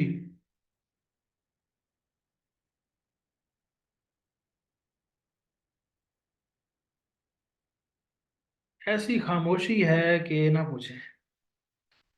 रोजे आप रख रहे हैं क्या? मेरे रोजे नहीं होते, मैं कोई पता नहीं क्यों इतने ज्यादा आपको थके हुए हैं, जैसे पता नहीं क्या करते हैं। हाँ जी, उसामा कुछ पूछना है आपने? सर लेक्चर तो क्लियर है, वो कल का बताना था सर, इशू नेट का आया हुआ था, मैंने क्लास ज्वाइन की थी। तो अभी आप इंटरव्यू में ही थे और हमारा इंटरनेट बंद हो गया था, क्योंकि सर ये मियाँ वाली पीएफ बेस है ना, इसके आसपास ये आजकल इस चल रहा है पीटीसीएल की सर्विस का। ये 10 मिनट या अच्छा। 15 मिनट चलती है। हाँ, तो घंटों के लिए मतलब ये आउट हो जाती है सर्विस। तो कल मैंने ज्वाइन किया क्लास, सर्विस आउट हुई है। मैं आई थिंक गालबन 11 तक तो बैठा रहा था। मे भी सर्विस वापस आ जाए तो सबको बता दूंगा, बट वो नहीं आई थी। मैंने आपकी अनाउंसमेंट देखी थी, तो सर वो क्लियर कर दें कि मंडे को टेस्ट होगा, और जो कल वाला लेक्चर है ना सर, वो काइंडली अपलोड कर दीजिएगा। जी आपको मैं जो है ना शेयर कर दूंगा। बाकी ये है कि अ, कल जो है ना आपकी क्लास होगी, और कहते हैं तो कल आपका क्विज कर लेते हैं, या मंडे को कर लें?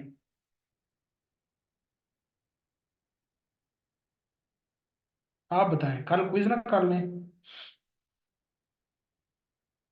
या मंडे को करें?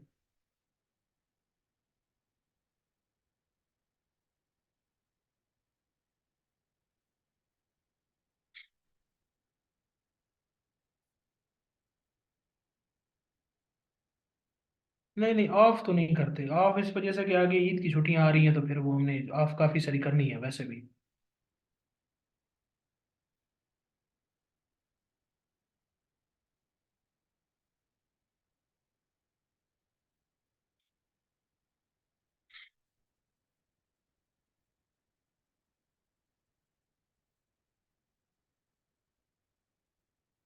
कल कोई और सब्जेक्ट, और मंडे को टेस्ट।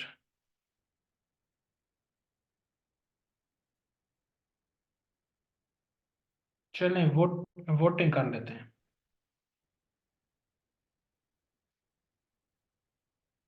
कल जी, कल बताएं, कल कौन कौन कहता है कि कल क्विज होना चाहिए?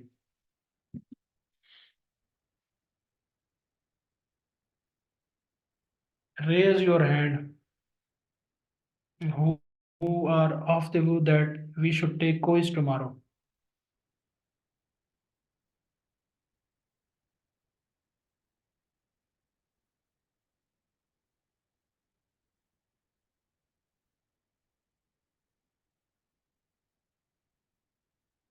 हाँ जी।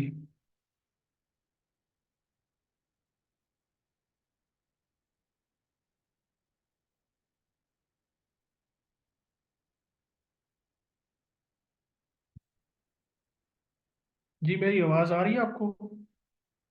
सिग्नल्स का तो नहीं इशू?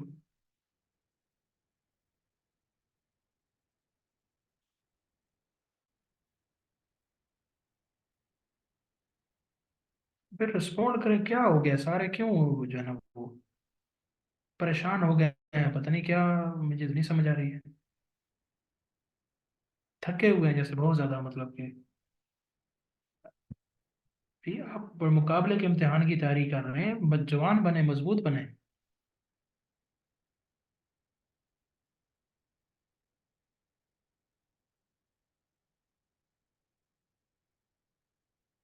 चले मंडे को फिर कर लेते हैं, ज़्यादातर लोग मंडे के हैं। कल फिर हम नेक्स्ट सब्जेक्ट स्टार्ट कर लें।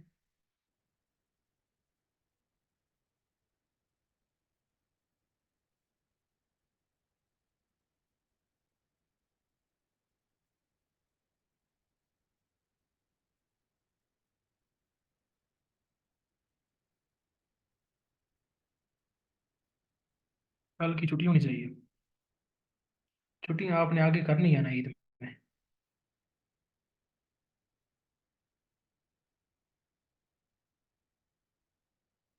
छुट्टी वाले कितने हैं? कौन कहता है छुट्टी हो? बल्कि सारे ही कहेंगे छुट्टी हो।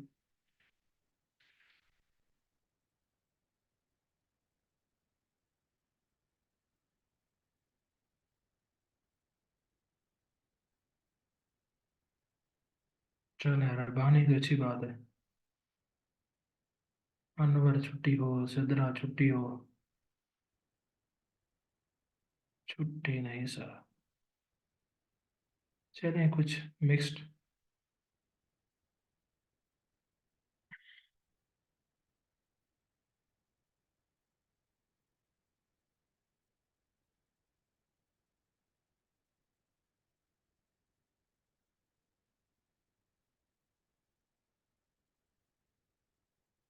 तो आपका उस्ताद जो है ये भी तो जॉब, ये नहीं है?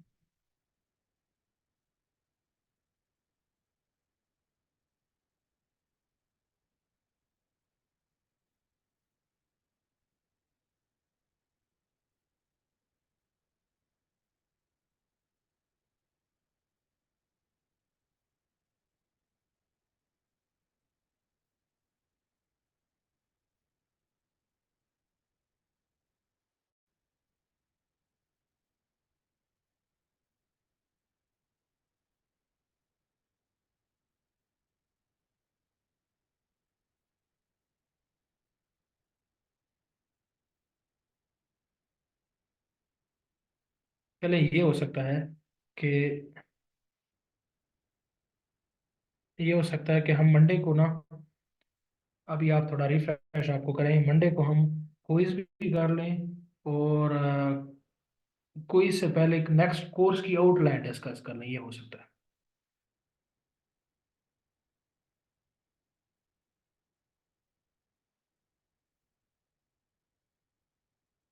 सिर्फ क्विज के लिए फिर क्लास से मुख्तस नहीं करते ना, तो क्विज भी कर लेंगे हम, और साथ में हम आउटलाइन भी डिस्कस कर लेंगे।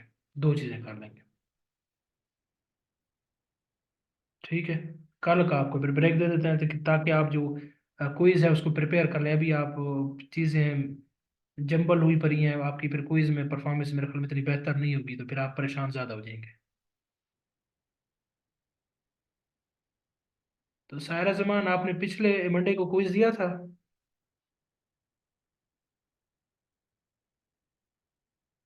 उसको भी आपने नहीं दिया क्विज, और इसमें भी ना दें तो फिर तो क्विज तो फिर पीछे रह जाएगा ना।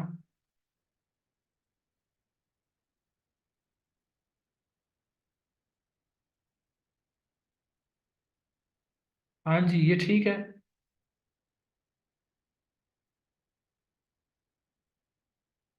अच्छा, पिछले मंडे को आपने क्विज दिया था, बड़ी बात है। मैंने क्विज नहीं लिया, आपने कैसे दिए?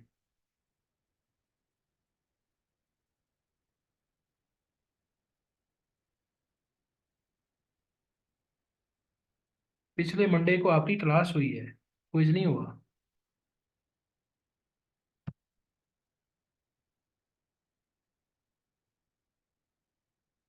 ठीक हो गया।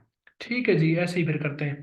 तो उसके लिए ये है कि आप ये कंप्यूटर को अच्छे तरीके से रिवाइज करें। कल का दिन आपको रिलैक्स है, आप छुट्टी करें। और क्या नाम है, मंडे को इंशाल्लाह ताला क्लास होगी। और मंडे की क्लास के अंदर आपका क्विज भी होगा, और हम नेक्स्ट सब्जेक्ट जो है ना वो भी स्टार्ट कर देंगे। और जो कमिंग आपका वीक है उसके अंदर उस सब्जेक्ट को वाइंड अप करने की कोशिश करेंगे। ठीक है, अब खुश हैं? लेकिन उसके लिए फिर आपने पढ़ना है। कल ये ना हो कल आप जनाब उधर कहीं बाहर घूमने फिरने गए हुए हो।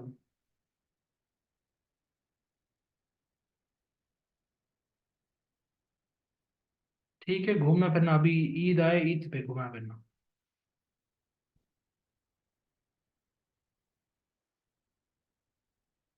नहीं हो सकता जनाब। क्लास रेगुलरली लें, फिर उसका कुछ हो सकता है अगर कोई नेटवर्क का कनेक्शन हो, वैसे नहीं है।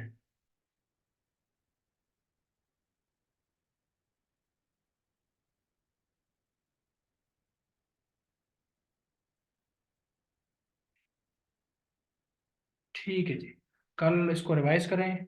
और इंशाल्लाह मंडे को हम नया सब्जेक्ट स्टार्ट करेंगे और आपका क्विज भी होगा। ऐलान समाप्त हुआ किसी का आज के लेक्चर में से, या वैसे कंप्यूटर में से कोई सवाल या कोई भी सवाल? कोई क्वेश्चन क्लियर करें, फिर हम इसको वाइंड अप करते हैं।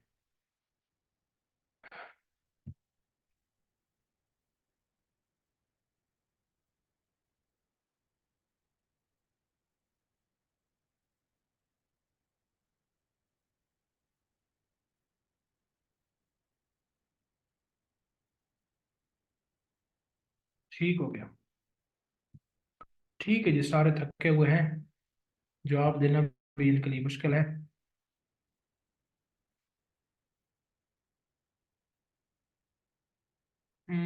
वर्कबुक इसको जरा चेक कर लेना आप अपने लैपटॉप में इसको खोलें। बाय डिफॉल्ट नाम क्या है, ये देखना। बाय डिफॉल्ट आपने ये चीज़ चेक करनी है, वर्ड, पावर पॉइंट और एक्सेल तीनों में बाय डिफॉल्ट फ़ॉन्ट साइज क्या होता है, बाय डिफॉल्ट फ़ॉन्ट कौन सी है, लैंग्वेज कौन सी है, बाय डिफॉल्ट उसका नाम क्या है, बाय डिफॉल्ट कितनी उसकी शीट्स होती हैं। तो ये बाय डिफॉल्ट वाली जो मोटी मोटी चीज़ें, ये सारी आपने देखनी है, सबकी नोट करनी है।